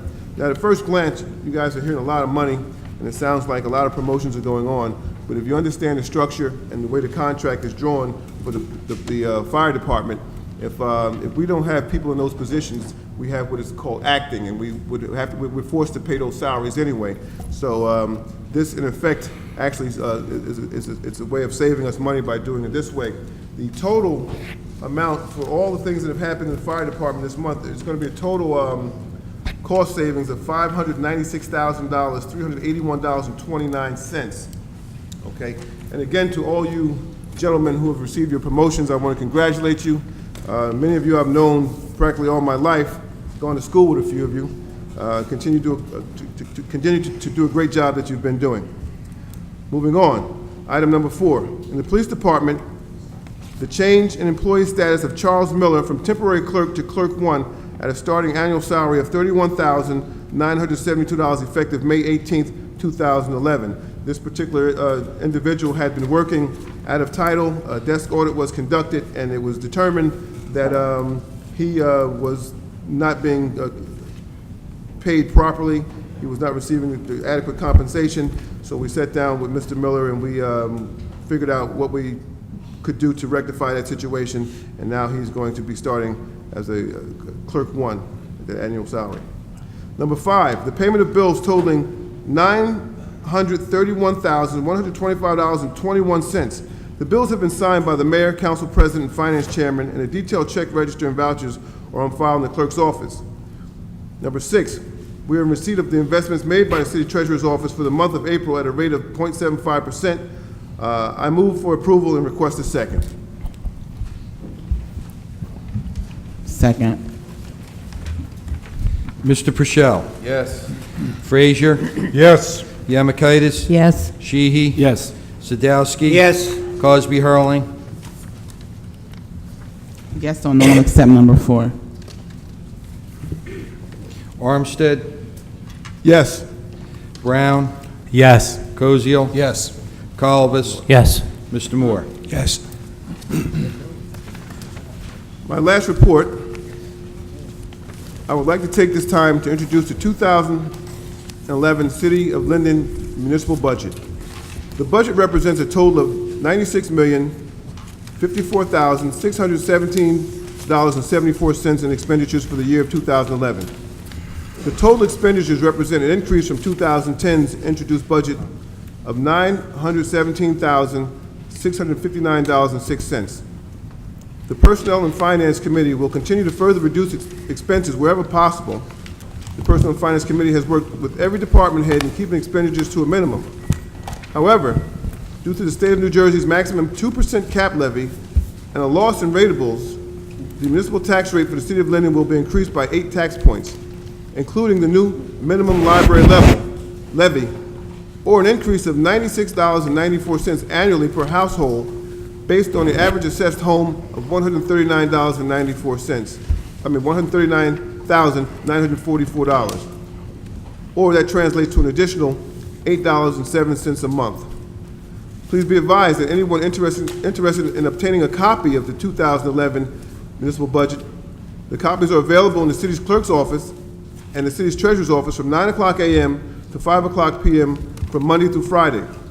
If you're unable to pick up a copy, you may contact the city's clerk's office at 908-474-8452 or call the treasurer's office at 908-474-8488 and a copy will be sent for you. I'd like to also mention that tonight, this is just the introduction of a budget. I would encourage council members to continue to seek out and continue to try to figure out ways that we can reduce this budget because the final adoption of this budget will not be until next month. Again, it is merely an introduction. I move for approval and ask for a second. Mr. Armstead? Municipal Budget Notice, Section 1, Municipal Budget of the City of Linden, County of Union for the calendar year 2011. Be it resolved that the following statements of revenue and appropriation shall constitute the municipal budget for the year 2011. Be it further resolved that said budget be published in the Union County Local Source, formerly The Progress, in the issue of May 26, 2011. The governing body of the City of Linden does hereby introduce for public hearing the following budget as the budget for the year 2011. Notice is hereby given that the budget and tax resolution was introduced by the governing body of the City of Linden on May 17th, 2011. A hearing on the budget and tax resolution will be held at City Hall on June 21st, 2011 at 7 o'clock p.m., at which time and place objections to said budget and tax resolution for the year 2011 may be presented by taxpayers or other interested persons. Once again, Mr. Clerk and Mr. President, I want to reiterate that one point, that this is merely an introduction to a budget. Council members are encouraged to continue to submit ideas that can help reduce this budget between now and June 21st when we finalize the budget. So with that, I'm going to move for approval and ask for a second. Second. Mr. Purcell. I'm going to vote yes, and we are looking for additional cuts. The residents of the 10th Ward are tired of being taxed, especially when we pay between the 9th and 10th Ward the highest taxes in the city. So, you know, it's hurting us over there, it's hurting the seniors. But there's, like Councilman Armstead said, this is just an introduction. Frazier. As for the introduction, I vote yes. Yemakaitis. For introduction, I am voting yes, but I would like to see some further cuts. Sheehy. Yes. Sadowski. For the introduction, voting yes. Cosby Hurling. Yes. Armstead. Yes. Brown. For the introduction, I'm voting yes. I would like to see further cuts as well. And just to put it in perspective for residents out there, it looks like it's a increase of around 4%. So I would like to see this knocked down at least another percent. Cozio? I feel very much the same way as Councilman Brown. I would like to see this another percentage point down, if not more. For introduction, I would vote yes. Kalbas? Yes. Mr. Moore? Yes.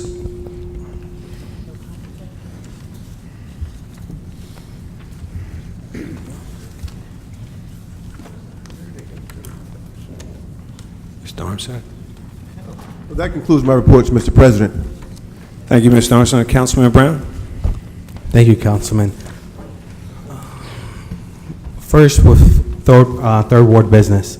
Last night, I discussed, brought up in caucus, and I'm asking for residents' input as well, is now that the skate park has been moved out of the third ward, we have an empty lot there. So if residents in the third ward, especially the ones that live closest to it, they can bring any ideas, suggestions on what we could do with that plot of land.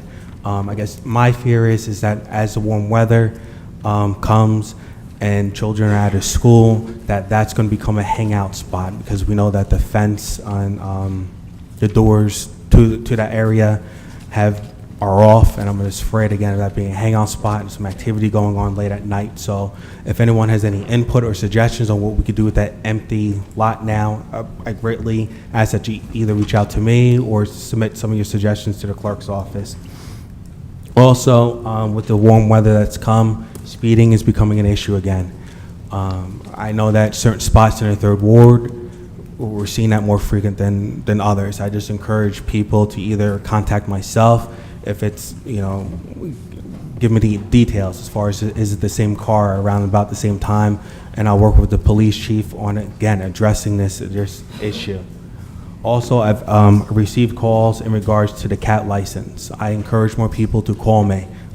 Myself, I don't own any cats, but I have been learning a lot, and there seems like there are a lot of valid concerns in regards to this. So the more input you give me, the more that helps me and educates me as well on this issue.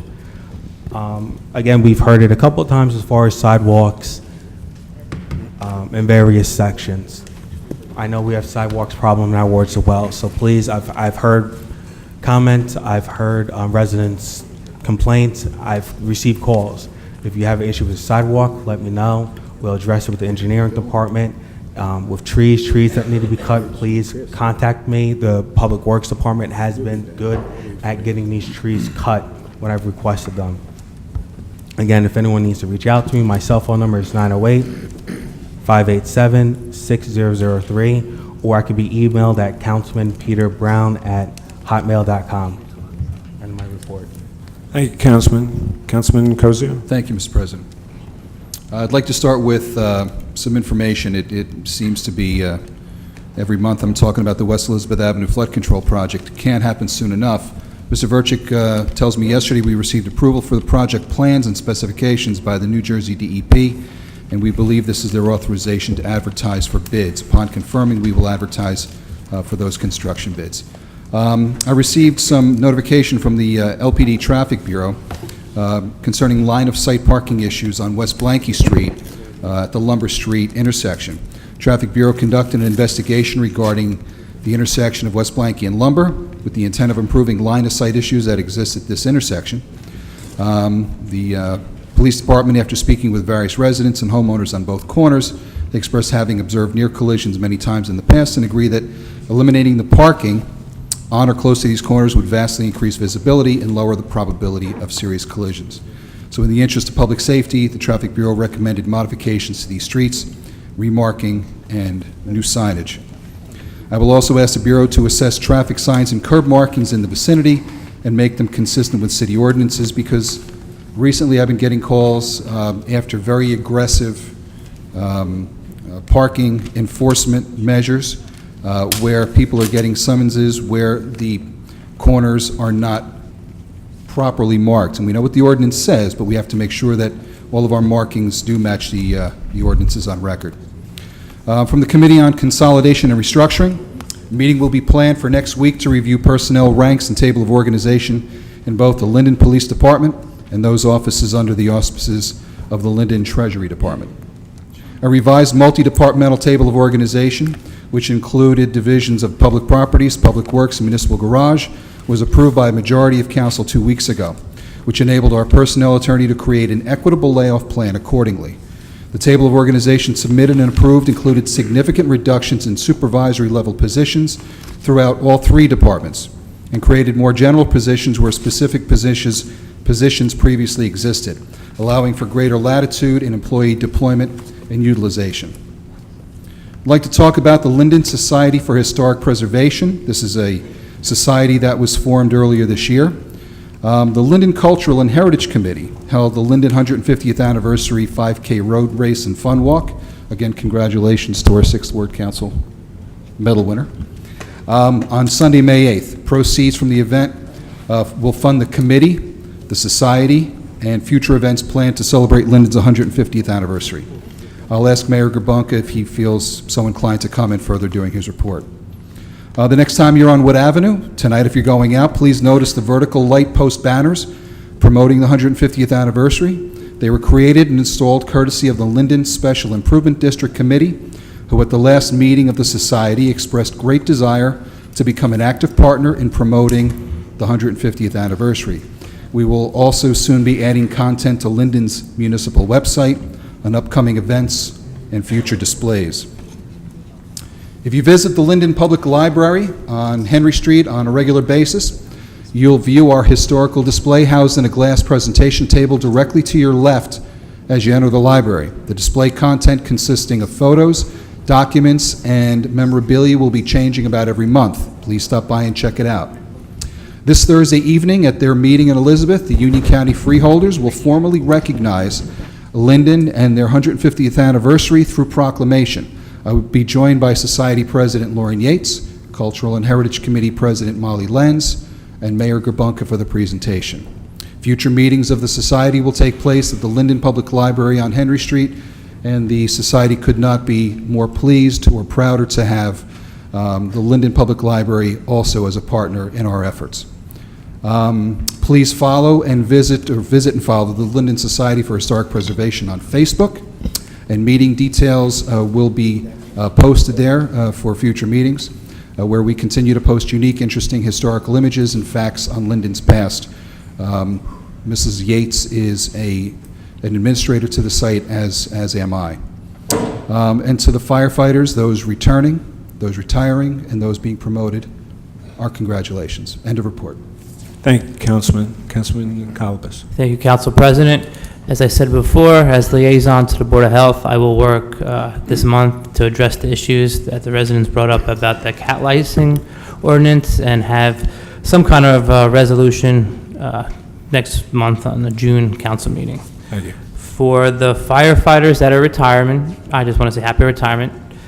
Congratulations to the firemen that were promoted, and welcome back to the firemen that we hired back tonight.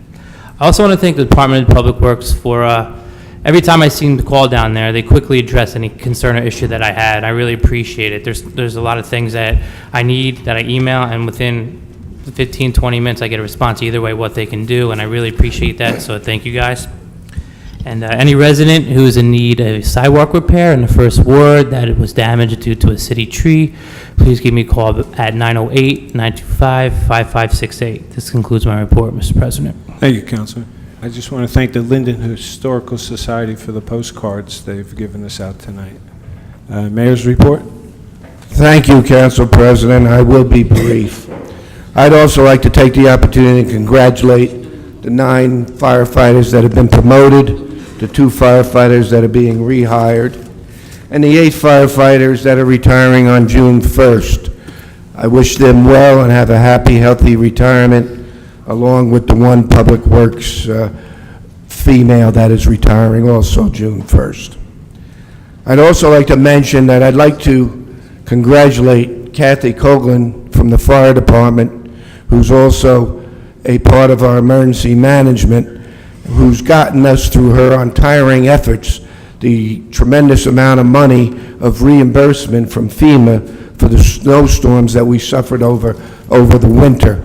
It was because of her statistics, because of her requests to FEMA and the proper filling out and the professionalism of her reports that we were able to get back 75% of the money spent. Again, Kathy Coughlin, a job well done, and Linden benefits from your professionalism. I'd also like to congratulate Doris Hennel for being Senior Citizen of the Year for the City of Linden, and look forward to presenting her with that award. As Councilman Sheehy mentioned, Project Graduation is going to occur next month. That is to give a drug and alcohol-free night to our graduates from Linden High School when they graduate that evening. What it is the Mayor's Youth Commission with total volunteers rents a hall in Edison, the Ricochet Racket Club, and from the time they graduate till 4 o'clock in the morning, these seniors have their time, the last evening or day of fun together before they enter the adult world. Again, it does not cost the City of Linden any money. It is all funded through donations from our corporate friends. The volunteers donate their time till 4 o'clock in the morning. The young men and women have a swimming pool, they have rock wall climbing, they have different video games, they have dancing, they have food all night long, hamburgers, hot dogs, you name it, ice cream, and a breakfast at 4 o'clock in the morning before they're transported back to the JTG Center.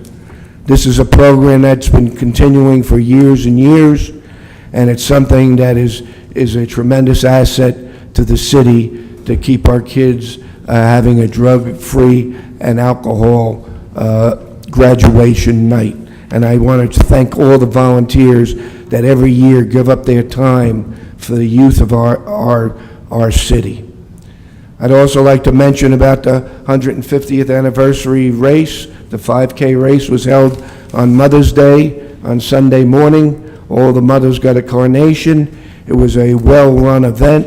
I want to thank OEM, I want to thank the police department, I want to thank all the volunteers that organized that race, and I want to thank corporate Linden again for giving us money so that the cultural committee can sponsor the 150th anniversary events as we progress through the years.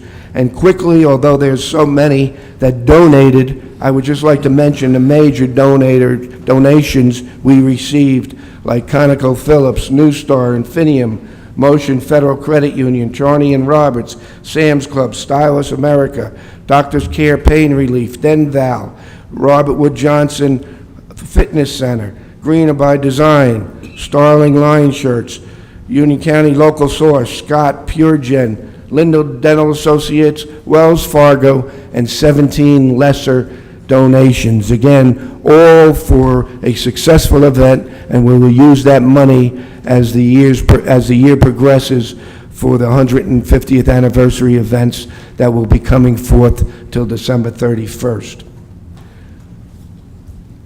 I'd like to end by just thanking the governing body for working hard on this budget that was introduced tonight.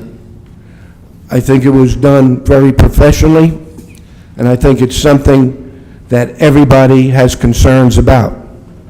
It is not perfect, but I believe that the Personnel and Finance Committee worked extremely hard to reduce that budget as much as feasibly possible. There is going to be considerably hard time to reduce it any further without using up our surplus and putting us in a hole for next year. But I welcome the input from all the councilmen, and hopefully we will have a support for the budget when it's adopted next month. I truly feel that the City of Linden has finally turned the corner on the large budget increases that we've experienced over the last 4 years or 5 years. And I'd like everybody to know how this governing body and myself has reduced expenses for quite a bit In fact, since I've been mayor since January 1st of 2007, with the help of this governing body, and these are not my figures, these are figures from Treasury, we have reduced 76 full-time positions through attrition in the city of Linden over the past 5 years, and 12 part-time positions. That equates to a savings of $6,500,000. Now, I'm looking forward to Linden Economic Development Corporation, with the economy turning around, to be able to get businesses back into Linden. I know Ron Stefanowitz and the trustees are working extremely hard to do just that. We have a lot of irons in the fire. If you look at lindenmayor.com, that is a website paid by myself. Look under developments. You will see all the potential developments we have ready to go once the economy turns around, and it's starting to turn around. So I'm very optimistic about the future of Linden, and I'm optimistic about the future of the LEDC and the ability of this governing body to work together for the benefit of the taxpayers. Thank you, and end the report, Mr. President. Thank you, Mr. Mayor. Mr. Cosio, I'd like to ask you to move resolutions 2011-156 and 2011-157, have them removed. Mr. President, rather than move them, I'd like to remove them from consideration. So I would like to remove from consideration resolutions, carryover resolutions 2011-156, 2011-157, and I'll ask for a second. Second. Mr. Purcell? Yes. Frazier? Yes. Yemakaitis? Yes. Sheehy? No. Sadowski? Yes. Cosby Hurling? Yes. Armstead? Yes. Brown? Yes. Kosiel? Yes. Colibus? Yes. Mr. Moore? No. Public comments will be permitted for those specific resolutions to be removed from the consent approval. Please read the synopsis of the resolutions, which have been prepared by the city clerk's office. Each is informative, self-explanatory. However you wish to address the specific resolution, the council will entertain a question on it. Resolution 2011-158. Could we have that moved, please? Does anybody wish to speak on 2011-158? Please.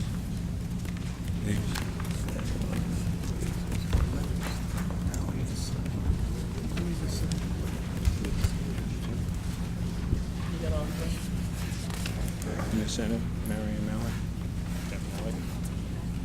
Okay. Mrs. Malik?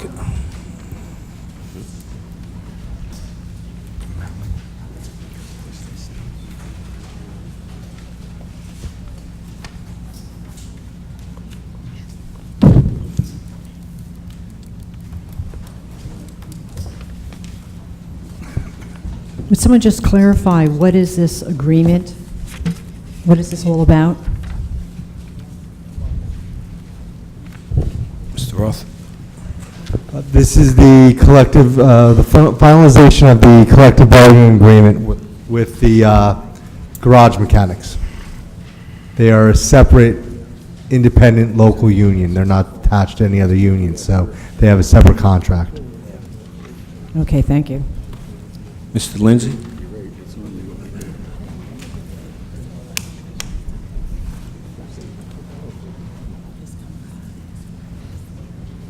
Joe Lindsay, Fernwood Terrace. How many people are involved in this? Probably less than, I think it's less than 11. Less than 11? And what was the contract? Can you elaborate? What do you mean, what was it? Like You settled the contract? We settled the contract. The contract remained basically intact with it's a 5-year agreement. It's not that long. It's only about 20 pages as opposed to the other contracts here. But so not going through. The only changes were, the relevant changes were There's 2 zeros in 09 and 10, 395, 395, 395, and 11, 12, and 13. They received 3 furlough days in 09. The buyback waiver was altered by state law, so we put the new state law in there. New employees have to contribute towards their health benefits. What percentage?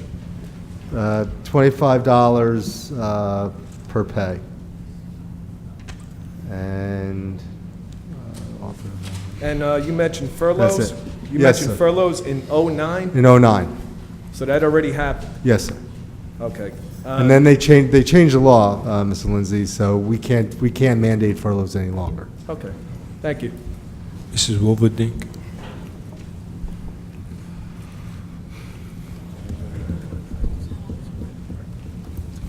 Mr. Roth, question for you. Yes, ma'am. You said new employees have to pay health insurance. I thought in June that Christie passed something where if a contract was settled after a certain date last year in June, that everyone had to contribute towards their health benefits. Yes, if a memorandum of agreement was not executed, I mean, the terms and conditions were not finalized by May 21st of last year, then the contract, any open contracts, employees would be paying a mandatory 1.5%.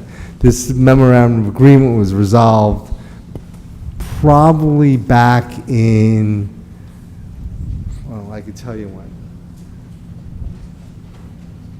May 18th of 10, but we could not agree on some of the language changes because of some pending complaints filed by another union with the Public Employment Relations Commission. So we just heard back, I think maybe a week ago, maybe 2 weeks ago, from PERC that said that they were dismissing the merger petition. One union was trying to merge with this union. PERC said no, and because of the memorandum of agreement, PERC said no, so we just recently finalized the contract. And But then I we'll be thought it fi- was- and we'll be finalizing the Teamsters one after this one. But I thought it was when the date of finalization of an agreement. And so Yeah, wouldn't this fall under that, paying the 1.5%? No, the interpretations that both PERC, the Public Employment Relations Commission, and attorneys who do practice labor law on both the union side and on the employer side have interpreted that to mean, the law to mean that the basic tenets of the agreement, which is the memorandum of agreement, not the finalization and execution of the contract. So for 5 years now, they won't be paying anything towards their health benefits? Well, now it's another, basically 2.5. 2.5 years? Well, I just want to know that I disagree with that because most of us do pay towards our health insurance. Ma'am, I understand. Thank you. Mr. Cosio?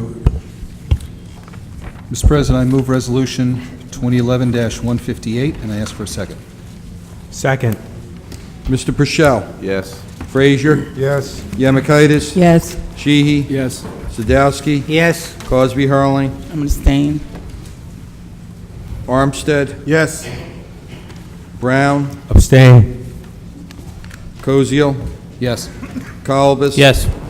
Mr. Moore. Yes.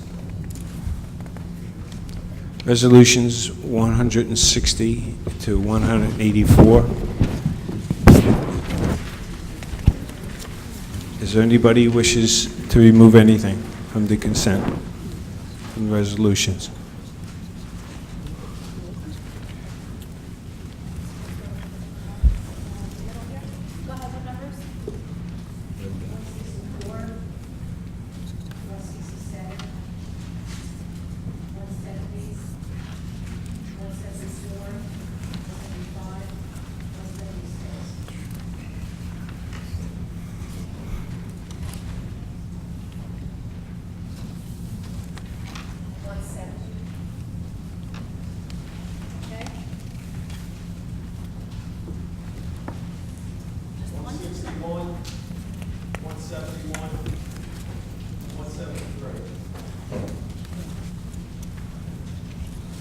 Anyone else? Thank you. Ms. Cozio? It's Mr. Brown. Councilman Mr. Brown, I'm sorry.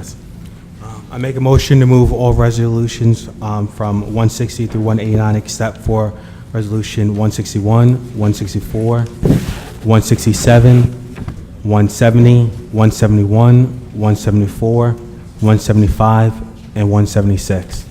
173. 173? And 173. Can I have a second?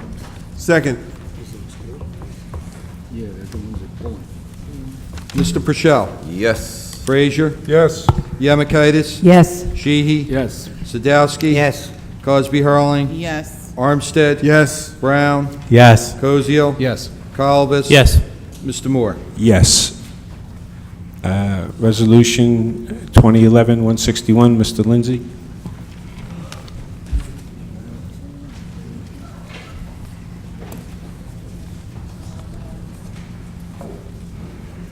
Is anybody, is this in your ward, Mr. Sadowski? This West Elizabeth Avenue? That would be me, Joe. Oh, that's you. Yeah. Is that where the spill went into the sewer? Yeah, that's where you hear me month after month talking about the West Elizabeth Flood Control Project. This- That would have been accelerated except for they found PCBs in some of the sewers. And Mr. Verchik can talk a little bit further on that, but we have been spending money to isolate it, find out where it came from, and hopefully get those out of there before we do any kind of excavation work and construction work. And where do we stand on it, or are they getting close to finding the result? They are? Yeah, he should have a final report in the next couple months. Okay. And where does this 22,000 come from? Is there like an insurance for that kind of accident, or is it just out of the kitty? No, these came from the engineering department's budget. Thank you. Thank you. Resolution 2011-164, Mrs. Malley. Oh, I'm sorry. A motion, please? Thank you. I make a motion to pass Resolution 161 and ask for a second. Second. Mr. Purcell? Yes. Frazier? Yes. Yemakaitis? Yes. Sheehy? Yes. Sadowski? Yes. Cosby Hurling? Yes. Armstead? Yes. Brown? Yes. Kozio? Yes. Kalbus? Yes. Mr. Moore? Yes. Couple of questions on 164. First of all, how does this co-op work? What is the total cost? And does Cranford pay anything, or what is the amount that Cranford is paying for this? We're in a co-op with Cranford, and we're in a co-op. You gotta use the mic.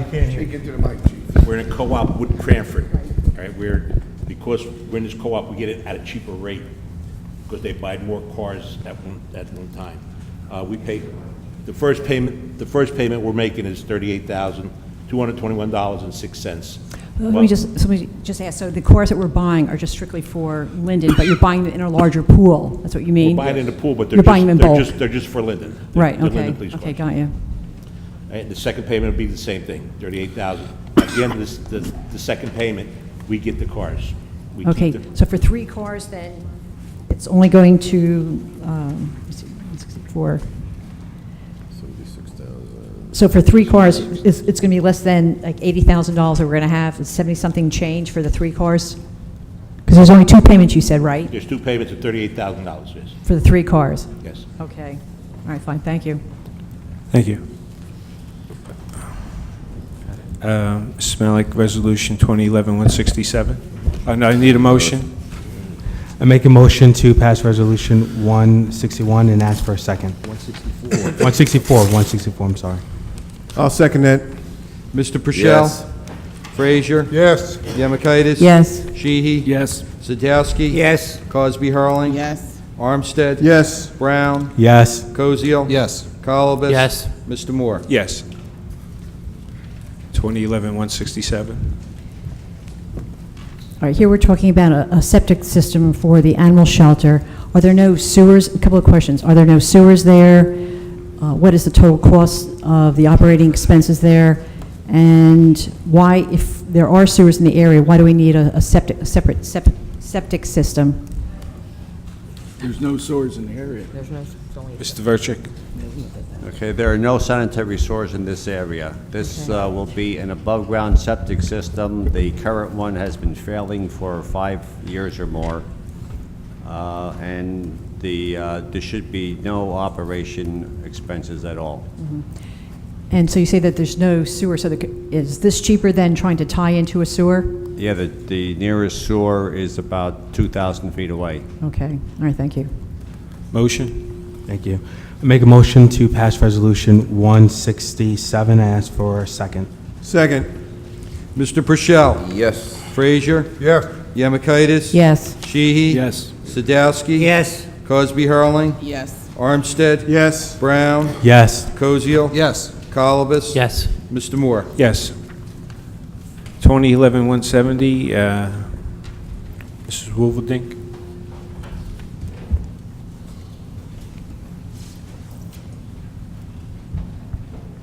I wanted to know if this is a volunteer position or is it a paid position? I don't know who can answer that for me.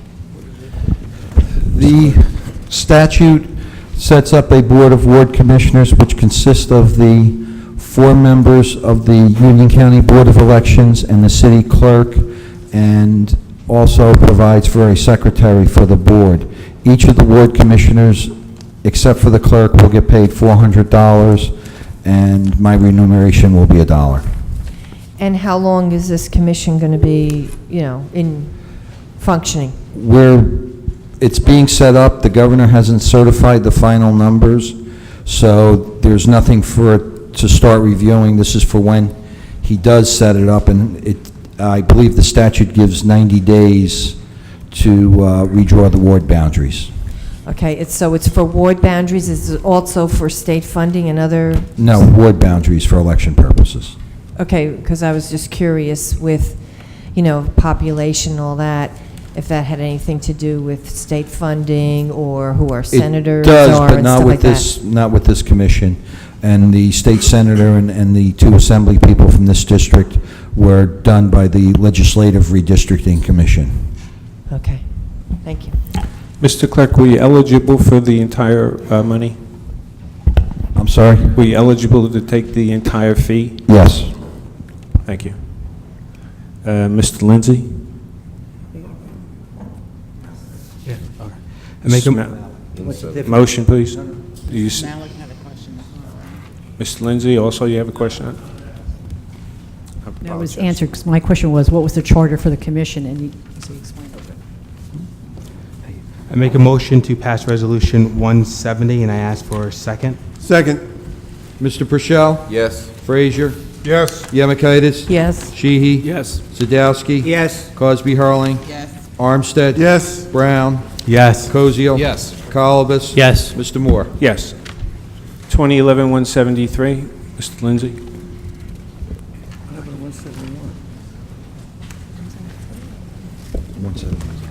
I had 71 too. Mr. Moore, do you know about that? 171? 171, go ahead. I know during the budget, there was a lot of talk about shared services, and I just want to bring this out to the public, what's going on here. I'd like Alexis to kind of explain, because I think this is a good thing for the city of Linden. With jobs being shuffled around and this and that, this could keep jobs in place. This is one example that could keep a job in place. And hopefully, we could expand that to other areas of Linden, by sharing services with other towns and other departments. And I know that was brought up by a couple councilmen. I hope that happens in the city of Linden. So if you could just elaborate on what this is to the public, please. Sure, Mr. Lindsay. The Finance and Personnel Committee, along with the Budget Committee, had been looking at various avenues of bringing in shared services with neighboring towns. Roselle, being one of the closest towns to us, is in need of a purchasing agent. They had an individual there on a part-time basis that they were paying well over $45,000. We had met purchasing agent Whelan, myself, had met with the administrators over in Roselle, and we were able to work out an agreement that we will utilize our purchasing staff on regular time to assist Roselle in creating and implementing a purchasing system for the city of Roselle. Roselle will pay the city of Linden $38,000 on an annual basis, and they will pay us quarterly. And basically, again, it's not going to be any additional compensation for any employees here. They're going to be working in their present titles and just assisting the Township of Roselle for shared services. Thank you for explaining that. It's a beautiful thing. Thank you. Resolution 2011-173. A motion, please. Thank you. I make a motion to pass Resolution 171 and ask for a second. Second. Mr. Purcell? Yes. Frazier? Yes. Yemakaitis? Yes. Sheehy? Yes. Sadowski? No. Cosby Hurling? Yes. Armstead? Yes. Brown? Yes. Koziel? Yes. Colibus? Yes. Mr. Moore? Yes. 2011-173, Mr. Lindsay. One thing, I apologize for asking all these questions on these resolutions, but I usually like to get it done at caucus. But we were there till 11:15 last night, and after my questions, I didn't have time to ask about the resolution, so that's why I'm bringing it up tonight. But on this one, now grants, we don't pay anything from the city. Am I correct, Chief? This is a no share, zero share grant, yes. This is beautiful, but my question is, we're down 5 firemen just on tonight's complement, just Correct. on tonight. And now we're picking up this truck, possibly. Are we gonna replace those firemen? Well, we hope to. I mean, I don't know if that's related, but if we get this truck for that one building, we're gonna need more firemen, obviously. We're hoping to restore the complement to 111, where it was before the layoffs. Okay. I think this is a good thing. 6. How many are we down, Chief? We're down 6 right now. Okay, thank you. I think it's a good thing for the city of Linden to get a free truck. And the other, support firefighter training, that's beautiful. A ton of money there. Thank you. Motion, please. I make a motion to pass Resolution 173 and ask for a second. Second. Mr. Purcell? Yes. Frazier? Yes. Yemakaitis? Yes. Sheehy? Yes. Sadowski? Yes. Cosby Hurling? Yes. Armstead? Yes. Brown? Yes. Koziel? Yes. Colibus? Yes. Mr. Moore? Yes. 2011-174, Mrs. Malik. I think Mrs. Zach maybe had mentioned this before. What is the interest rate, and also how is it determined? The interest rate is determined by statute. This resolution fixes the rate of interest basically for anyone that hadn't paid their taxes. The interest rate is based on 8% per annum on the first $1,500 of a delinquency, and then it's 18% per annum on any amount in excess of that $1,500. All right, and once again, explain how is it? It's by state statute. State statute, the Yes. 18%? Yes. Okay, thank you. Thank you. 2011, motion, please. I make a motion to pass Resolution 171 and ask for a second. 174. 174. Second. Mr. Purcell? Yes. Frazier? Yes. Yemakaitis? Yes. Sheehy? Yes. Sadowski? Yes. Cosby Hurling? Yes. Armstead? Yes. Brown? Yes. Koziel? Yes. Colibus? Yes. Mr. Moore? Yes. Motion. Resolution 2011-175, Mrs. Malik. Currently, how much money do we have in this capital improvement fund, and how is that money allocated to this fund? This resolution is in reference to the temporary capital projects. Right now, the capital budget is around $2 million, but it hasn't been adopted by the governing body. But Mr. Verchik from engineering needs to move ahead with his projects, so we have to do a temporary capital budget. So this resolution will be sent down to the division for their approval and inclusion into the capital budget. All right, but I'm asking specifically, it talks about a capital improvement fund of like 12,000. So does this fund, I assume, already exist? And how much money is in this fund? Yes, the capital improvement fund is mandated that we have to fund at least 5% of a project Each year, you'll see in the budget that we put a down payment amount in our capital budget of $125,000. Presently, there's about $405,000 in the capital improvement fund. Just repeat that, what was that last number, how much you About said? $405,000 in the capital improvement fund. And each year, we have to, in the budget, appropriate funds towards the capital improvement fund. Basically, 5% of what your total capital budget's going to be. So at the end of the year, does that fund drain down to zero, or do we, if there's anything left? It's actually an ongoing fund It's that you have, okay. because capital projects don't end at the end of the year. Capital projects are ongoing as they exist. Okay, thank you. Motion, please. I make a motion to pass resolution, I can't speak, sorry. 175, and ask for a second. Second.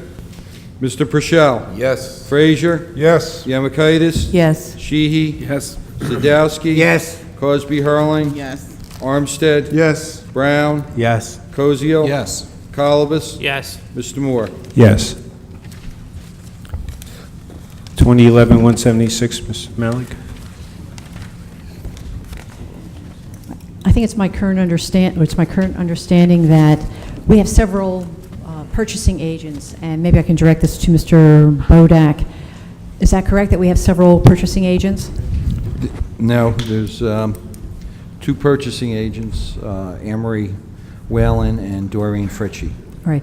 And maybe up to last year, you were also one of the purchasing agents? I was the QPA. Okay. So having multiple people doing this function here, have we never done anything of this sort, to try to do our own analysis? We've done it on different levels. This is a different way of approaching it.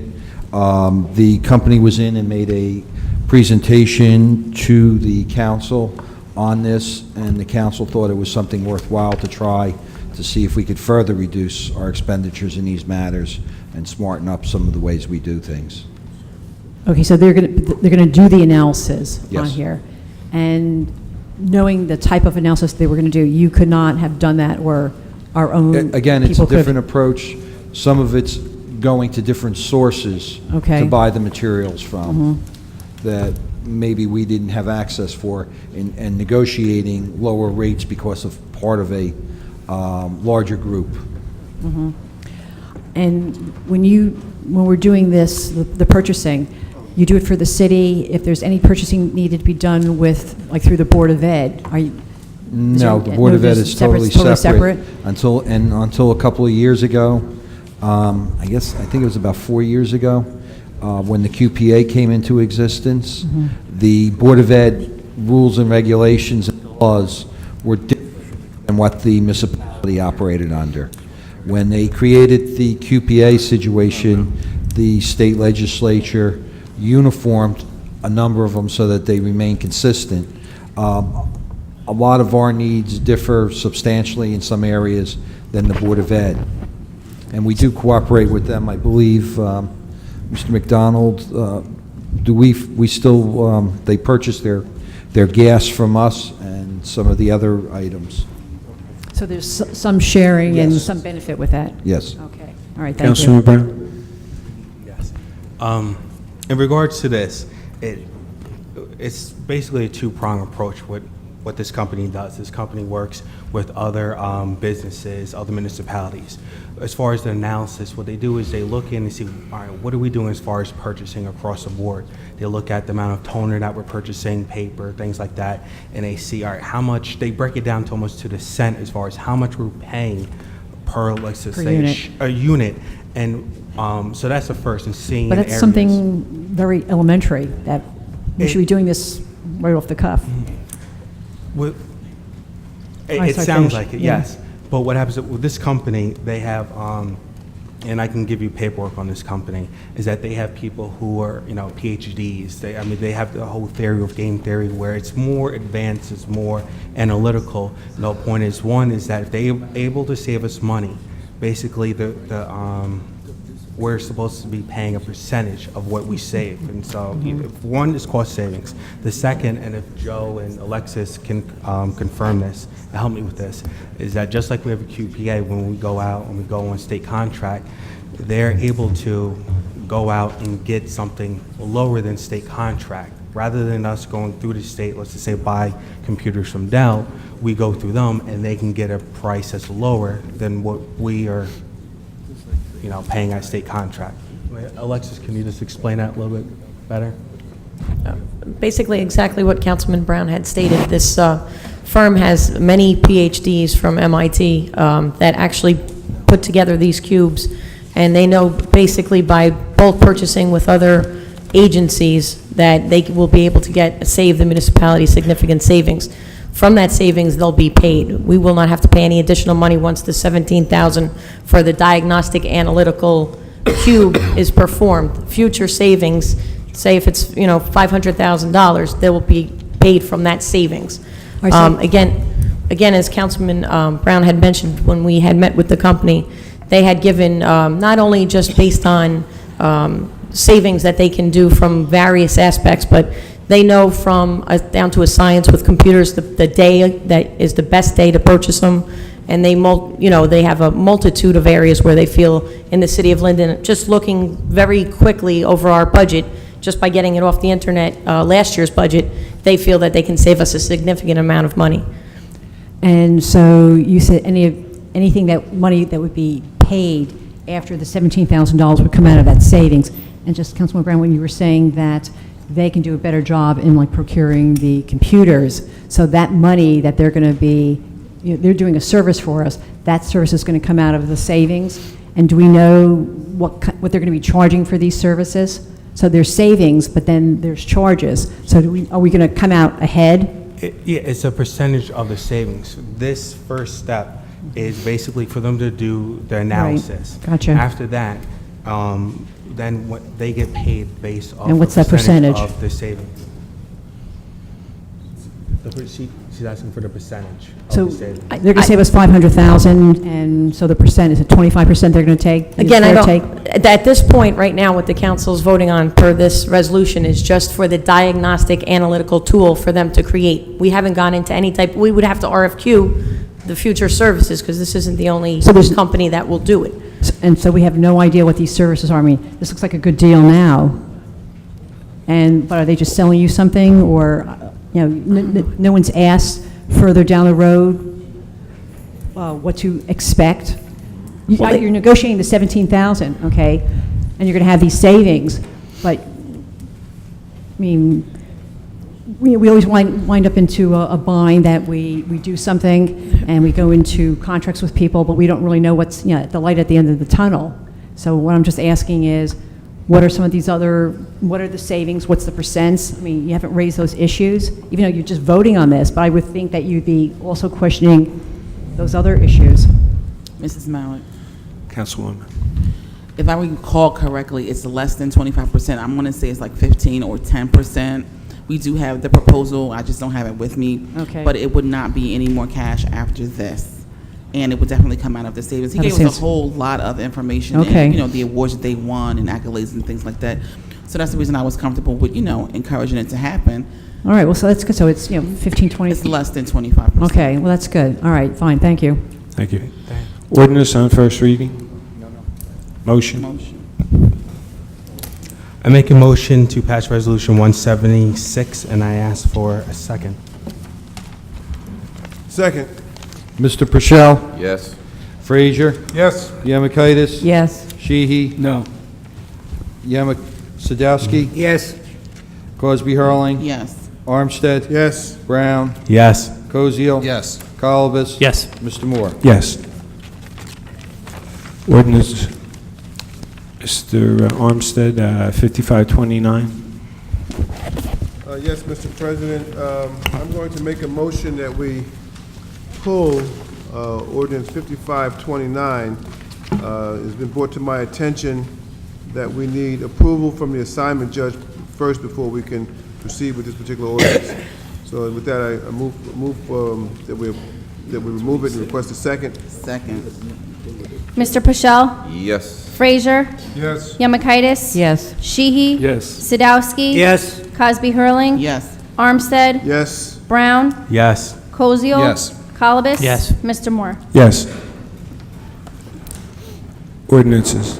The council, in order to take into consideration public input into proposed ordinances, We'll allow 3 minutes for each individual to speak on the ordinance on first reading.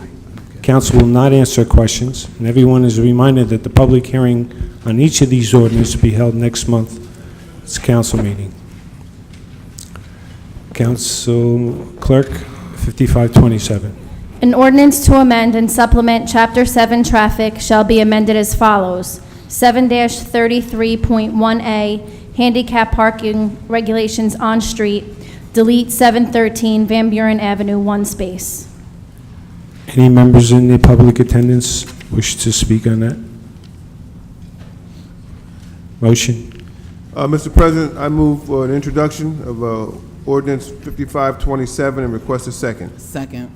Mr. Pichelle? Yes. Frazier? Yes. Yemakaitis? Yes. Sheehy? Yes. Sadowski? Yes. Cosby Hurling? Yes. Armstead? Yes. Brown? Yes. Koziol? Yes. Colibus? Yes. Mr. Moore? Yes.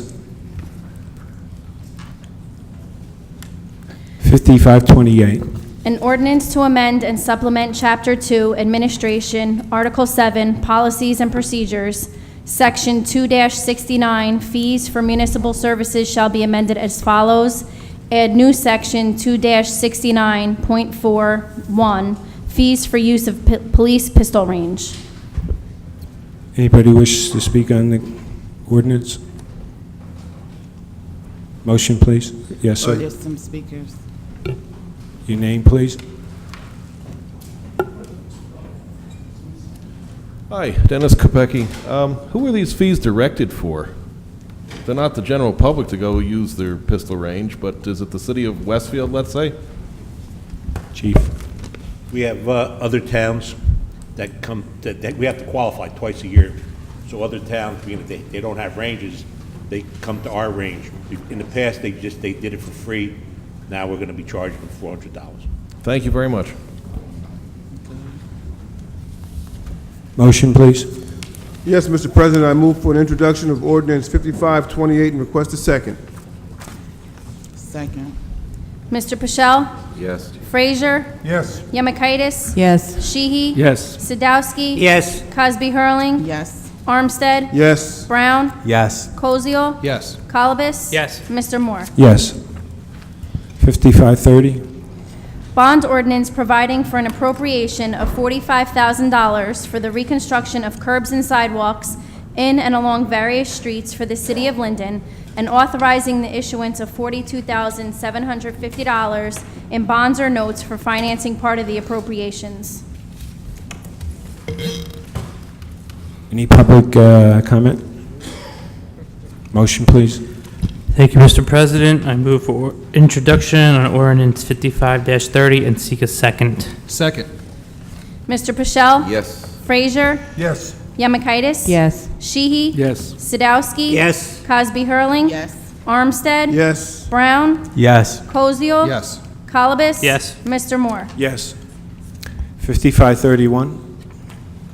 Bond ordinance providing for the appropriation of $240,000 for the resurfacing of various streets for the engineering department, and authorizing the issuance of $228,000 in bonds or notes for financing part of the appropriations. Any public comment?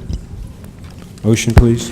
Thank you, Mr. President. I move for introduction on ordinance 55-31 and seek a second. Second. Mr. Pichelle? Yes. Frazier? Yes. Yemakaitis? Yes. Sheehy? Yes. Sadowski? Yes. Cosby Hurling? Yes. Armstead? Yes. Brown? Yes. Koziol? Yes. Colibus? Yes. Mr. Moore? Yes. We'll take comments from members of the public in attendance on city business only. No personal, political, or derogatory comments, not to exceed 3 minutes. Mr. Michael Smith.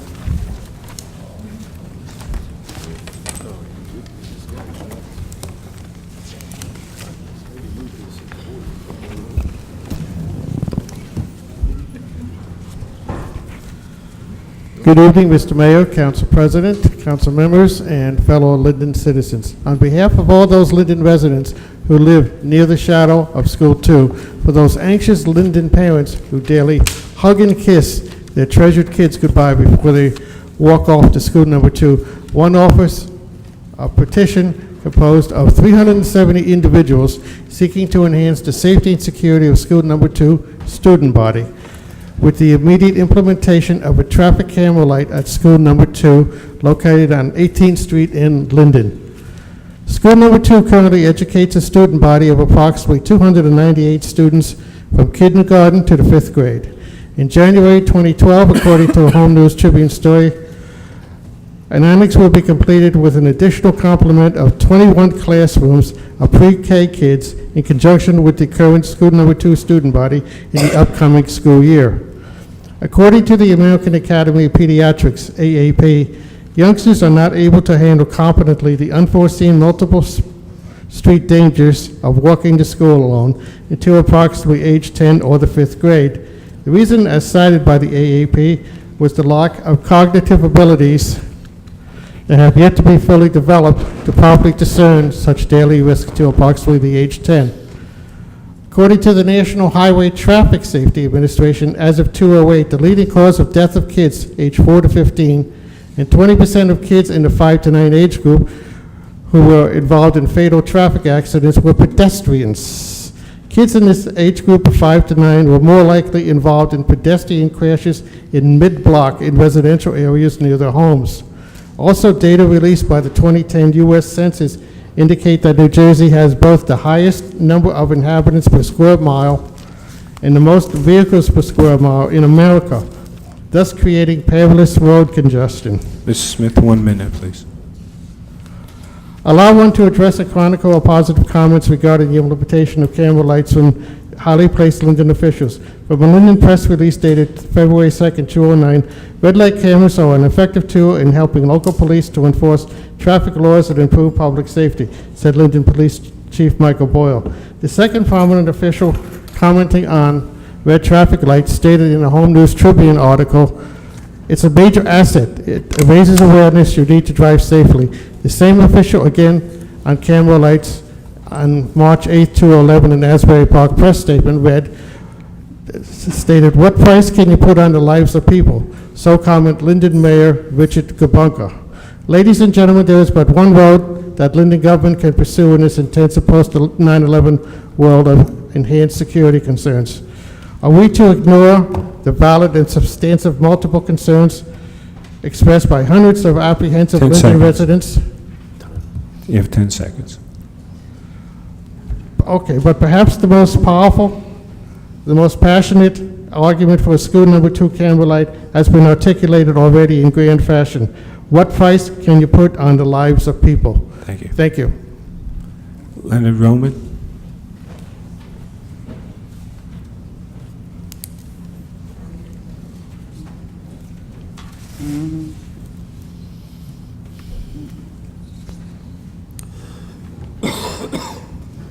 Hi, my name is Leonard Roman. In April, I called up the Board of Health that I gave them 1524 and 1600 Essex Avenue.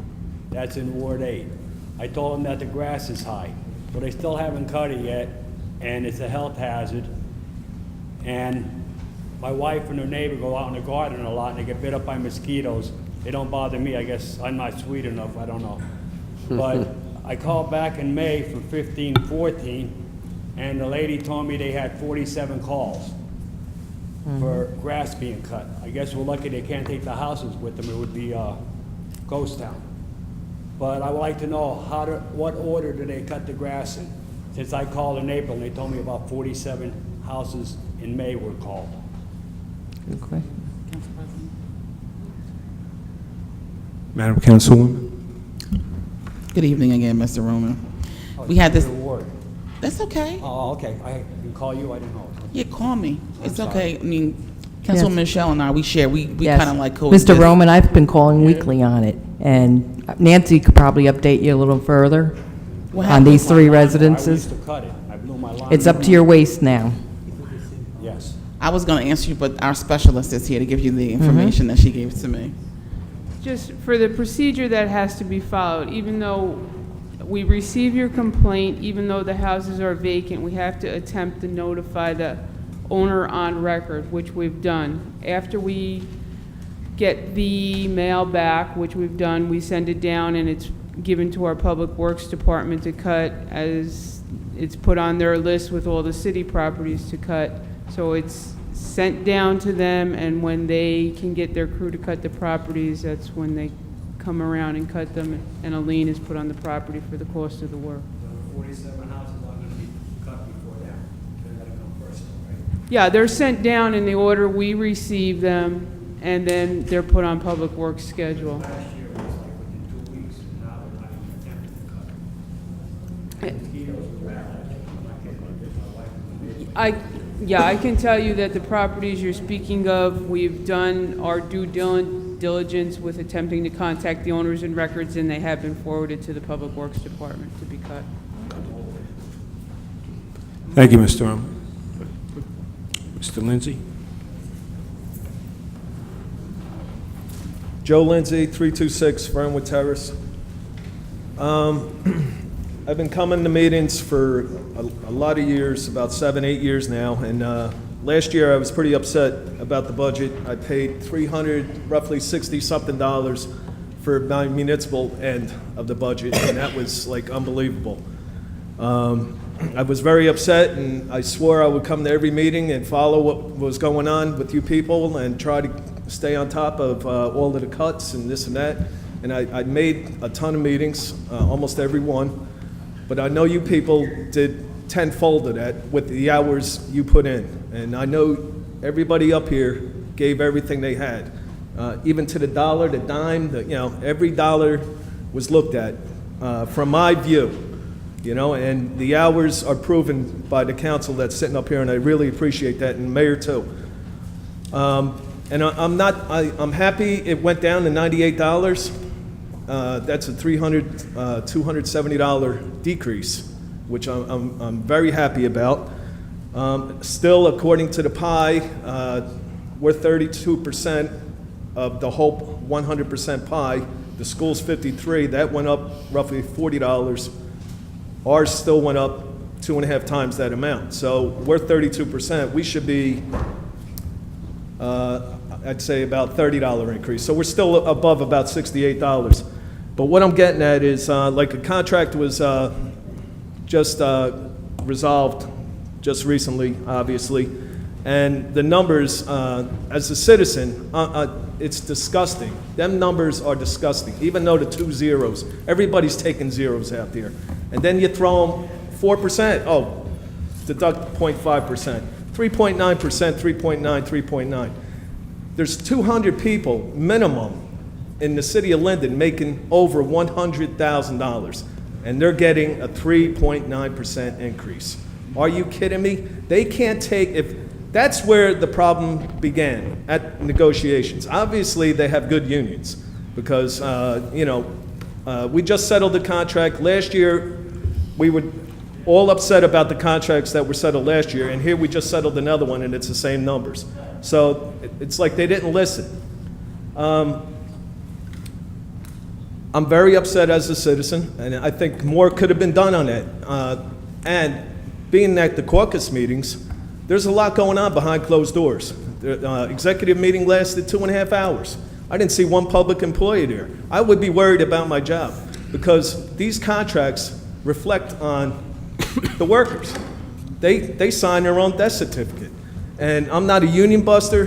The state of New Jersey, Governor Christie, we are broke. And you see the firemen retiring because of certain things happening. I mean, they have no choice but to retire. The state has no money, either does the city. So it trickles down, and now the subsequence of all of this is there's possibly going to be layoffs. And like I said, a lot of movement going on. And what I want to add to that is, like we did a study, we spent money on a study for the ambulance, and I know we have professionals in here. Al McDonald's making a lot of moves, and I know there's other people talking with the chiefs here.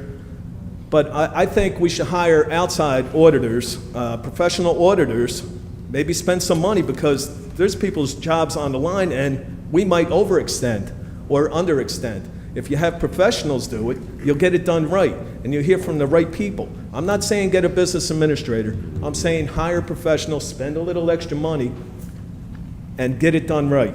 And it'll be more efficient and quicker. It'll be a quicker process. We won't have to wait 2 years for the final results. Maybe we could get it done in 6 months, 9 months. But I know that process is happening because we have a good council here, but I wish we would hire professional people to do it.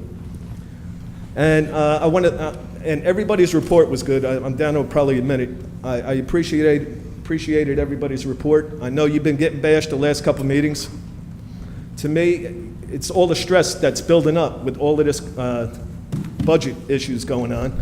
I want to thank Rich Bouchel on the bags. You're listening to some of the residents in Linden. I personally had 45 bags of leaves last year. I ran them down to the city. The guy was welcoming. I threw it right into the garbage. I was able to do that during the day. I have no trees. I had 45 bags of leaves. You didn't mention that there's grant money out there for leaf bags. If maybe Mr. Brown can mention that. And I just want to thank you for initiating that, and possibly, I mean, it could be a cost savings. I don't know if the other way is a cost savings with the manpower and the trucks and ripping up the streets and the sewers getting clogged. I don't know if that's the right way, but I think your suggestion is a possibility until it's proven different. And one other thing on the financial report, in the Public Works, Mr. Johnson, it didn't have what he did. And is it going to be replaced? Like what his job title was? Well, he was a picker. He worked in the back of a garbage truck. Okay. Is the job open, or is that going to be through attrition too? Through attrition. Okay. Thank you. Thank you. Mr. Pepe, Bernard Avenue.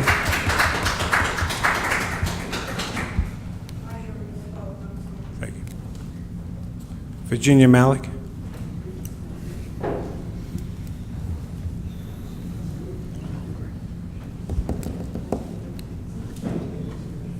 Virginia Malik, Lenape Road. 2 Mondays ago, there was a budget meeting, and during that meeting, there was a discussion about the LEDC and some reduction of fees and whatnot. Also during that discussion, several council persons were talking about that they were working on projects to bring ratables in. I think that included you, Councilwoman Brown, Councilwoman Cosby Hurley, I think you had mentioned that. And I maybe think that Councilman Burchell had mentioned this. So what I want to know is, can you just enumerate what type of projects that you're trying to currently bring into the city for ratables? I didn't say that I'm personally trying to bring in any projects to the city. I think it was and correct me if I'm wrong, I don't think any other council member said that we're personally trying to bring in projects to the city. Well, I think it was, all right. Yeah, I think it was a matter of a third party helping. So you mentioned someone like there was an outside consultant or whatever, and who's already doing things and working with, I think, the LEDC, but I thought it was mentioned that, and maybe you said, we're bringing something in, and I thought the two of you were doing something. We were talking about bringing something in, and it's Right. specific to the projects that are in default or terminated currently. My concern was that we could not issue or look for anyone because we are under contracts. So if we move forward, then we can seek. I don't have anybody to develop in the ward or in the city, but after my training, I'm going to have more information and more knowledge on how to look and seek. Because instead of giving pilots, I know that we can give abatements that will still give us ratables in the end instead of. You said pilots, you say? Payment in lieu of taxes. Okay. I prefer, like, if we're going to give any concessions, they would just be abatements, 2-3 years until they can get the operating funds and then give us property tax as opposed to just interest payments and no real taxes. So, but no, I don't have any projects up my sleeve just yet. And what type of training is this that you're taking? It's being provided by the state, and I did say it was Municipal Alliance, not Municipal Alliance, League of Municipalities, but it's not. Joe, can you just tell me the proper name of the organization? I think I have it. I thought it was the New Jersey State League of Municipalities. It is, so it's right. And we're going to training, and we're going to get all the information as far as abatements and redevelopment and things like that. And who else is going with you? Say we. I know that Councilman Brown has signed up. I'm not sure if anyone else has to date signed up.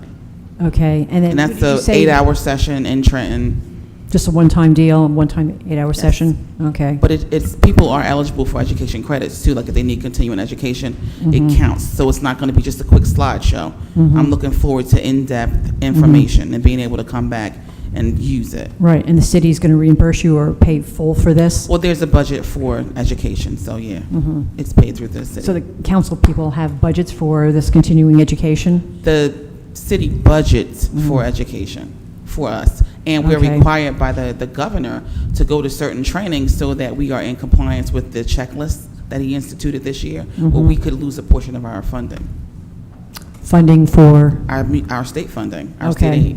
okay, all right, thank you. Thank you, Mr. Smock. Just for your information, Mr. Stefanovitz is presently involved with the Linden Economic Development Corporation, and I believe he has training that goes back about 250 years. The gentleman is, or is that ironic? That was a stretch. All right, Rebecca Totoli, please. Rebecca Totoli, 626 Beechwood Road. I have a question first for Councilman Buchel. I think it's our ward, I'm not sure. Amherst and Princeton, where they just put up the stop sign on Amherst to Princeton, is that you, Councilman Frazier, or is that still 10th? Amherst and Princeton, right where it meets, right before DeWitt Terrace? Oh, that's his, yeah, that's. Okay. What's the exact location, please? If you're coming in off of DeWitt, okay, on Princeton. Right. Regardless of which way you come, Right. right or left onto Princeton. The very first street on your right, Amherst.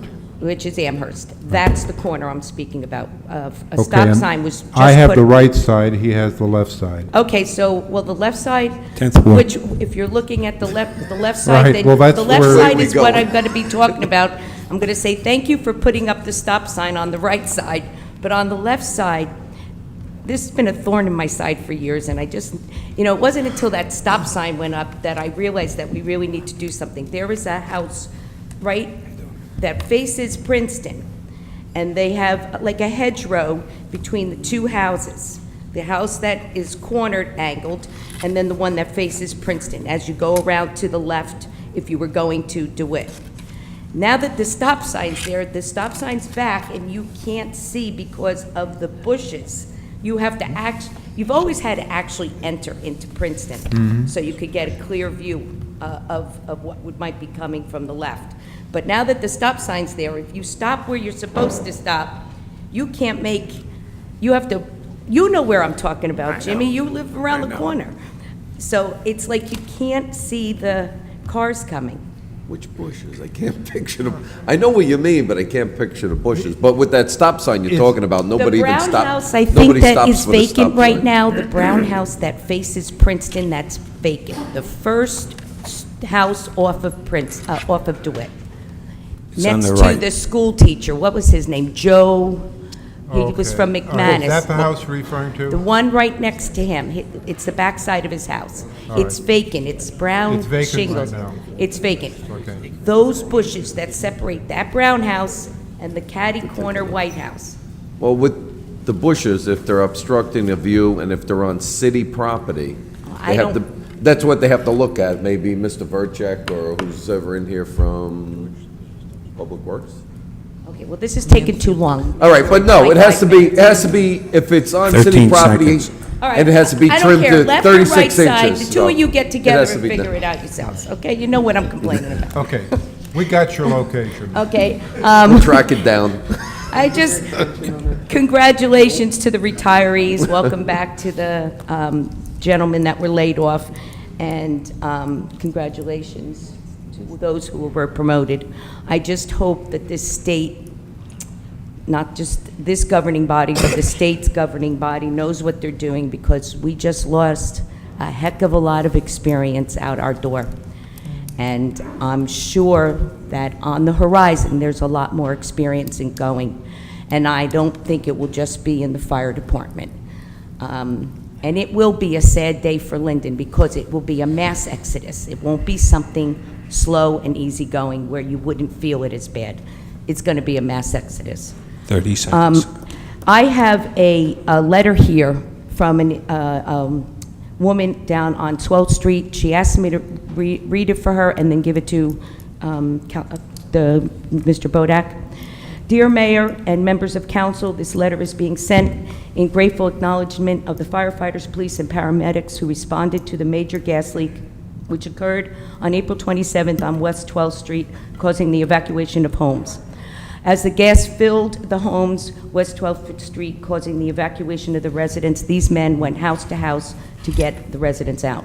Since I am disabled and time was of the essence, these men had their hands full. Chief Rizzo and 2 paramedics who assisted me were wonderful and made sure I was comfortable. The carelessness of the builder who broke the compressed gas line should be fined by Linden with an exorbitant fine. This particular building site was fought by the 12th Street residents since it involved building 2 homes on a lot that formerly had 1. However, our concerns as a neighborhood has fallen on deaf ears. Also, I wish to be made known that all of the idea of ever considering closing Firehouse Sport be thrown into the garbage along with the politicians who think it is a good idea. There is no question in my mind how valuable the firehouse is in the 7th Ward.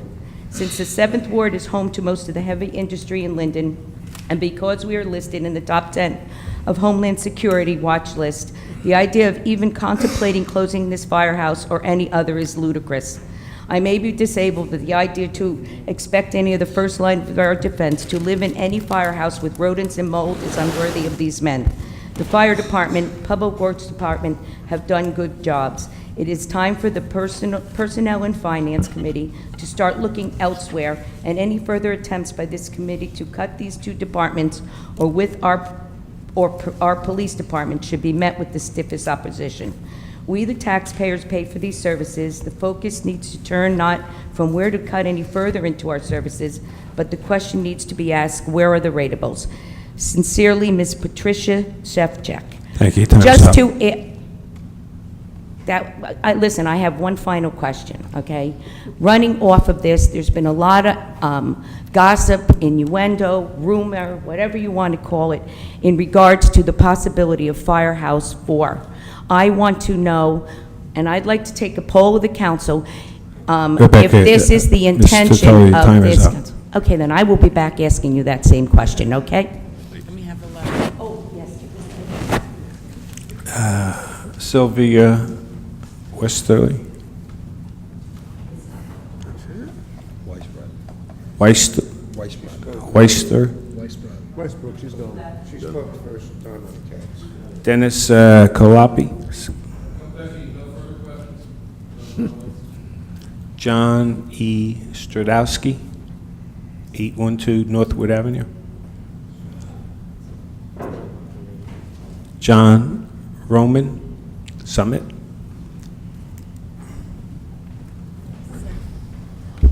Hello. Hello. John Roman, Summit Street. I would like to take a moment to mention the passing last week of one of Linden's honest businessmen. For over 50 years, he did business in the city of Linden, ran for mayor twice, and a man I was glad to call a friend, Walter Polikowski Jr., my best to his family. A couple of meetings ago, I heard about a meeting that took place on a Thursday for ideas. I missed it. Last meeting, you came up with this licensing of cats. If that's what came out of that idea meeting, I'm glad I missed it. In the last meeting, I heard people quoting Kate Christie, not the governor, because he thinks he's a poet, and it's going to get him a presidential seat. If it would help, I'd channel Nostradamus, but I would like to quote a person we all might know. I can't think of his name. He said, ask not what you could do for your country, or your country could do for you, but what you could do for your country. Volunteers. I know union employees have a contract and deserve what they get. In a case in point, Public Works Department. I hear about supervisors giving back a raise and giving back with these union members. How about giving of their time during a city event instead of the city paying double time or what have you? and give those employees the paid overtime instead of the same employees who always get the overtime because of who they know or whose crew they're on or in. Anyone can sit in a truck and watch traffic or put down traffic cones. The city had a 5K run on Mother's Day. I hope it was a success. Just think of how much more of a success it would have been if public employees volunteered their time. 1 minute, sir. And I would like to thank the ROTC commanders and the young men and women for the volunteering of their time. Thank you. Thank you. George Alvarez.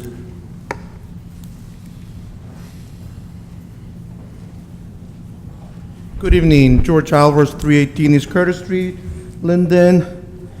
Mr. Moore, how are you today? You yesterday were talking about respect, and that's what I want to bring up to you.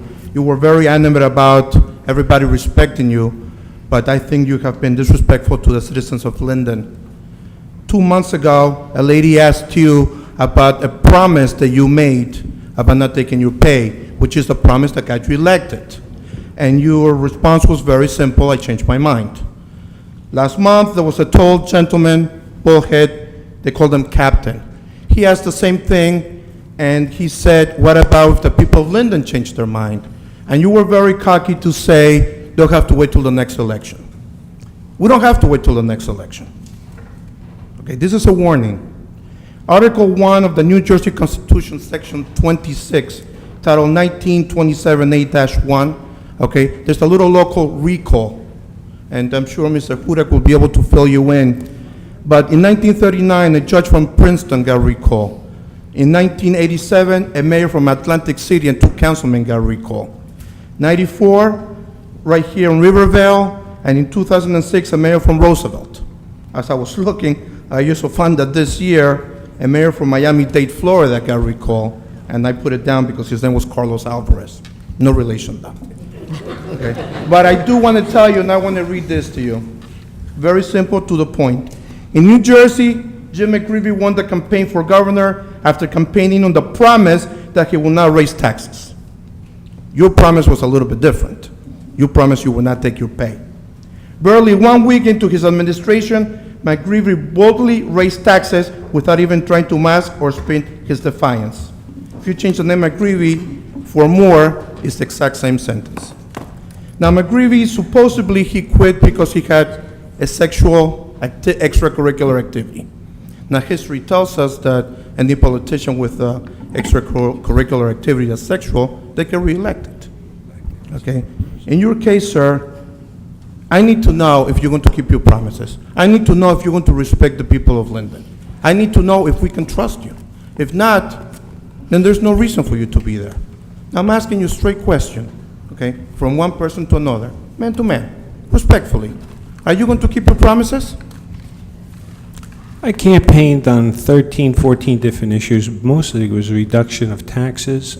I campaigned on the fact that I was threatened not to run, and it was going to be a one-party system.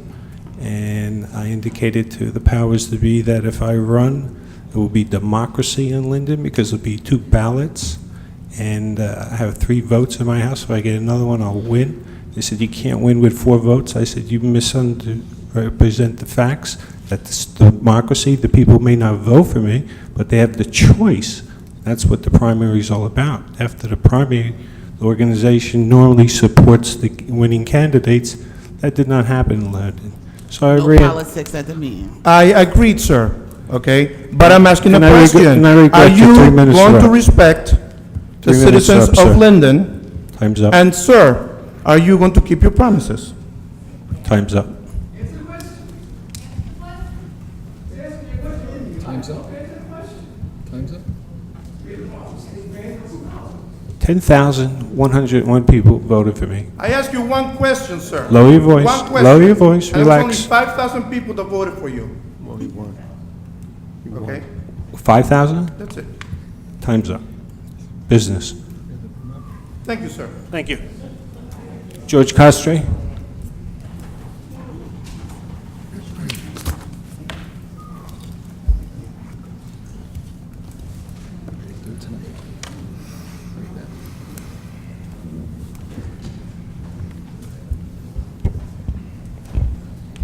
George Costre, Ferber Avenue.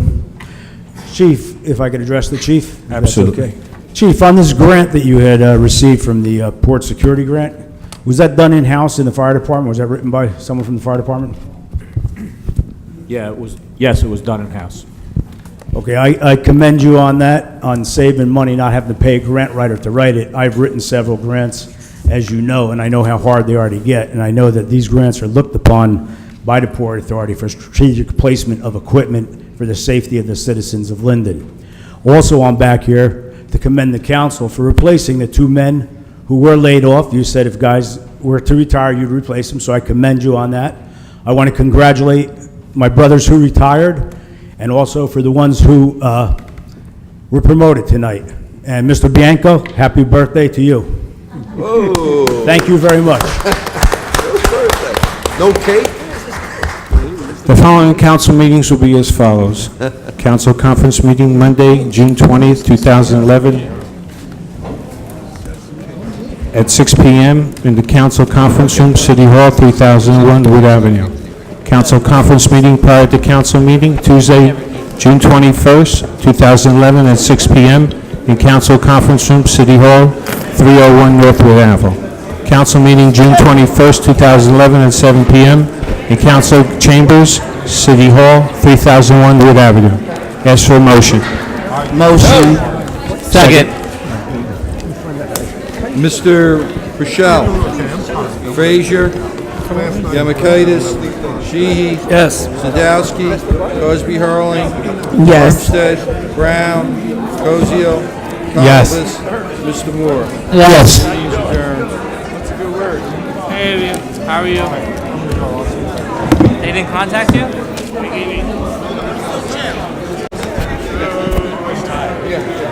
just say, I just think. I had a lot, like half the time, but no, if you got a minute, pull in. No, we're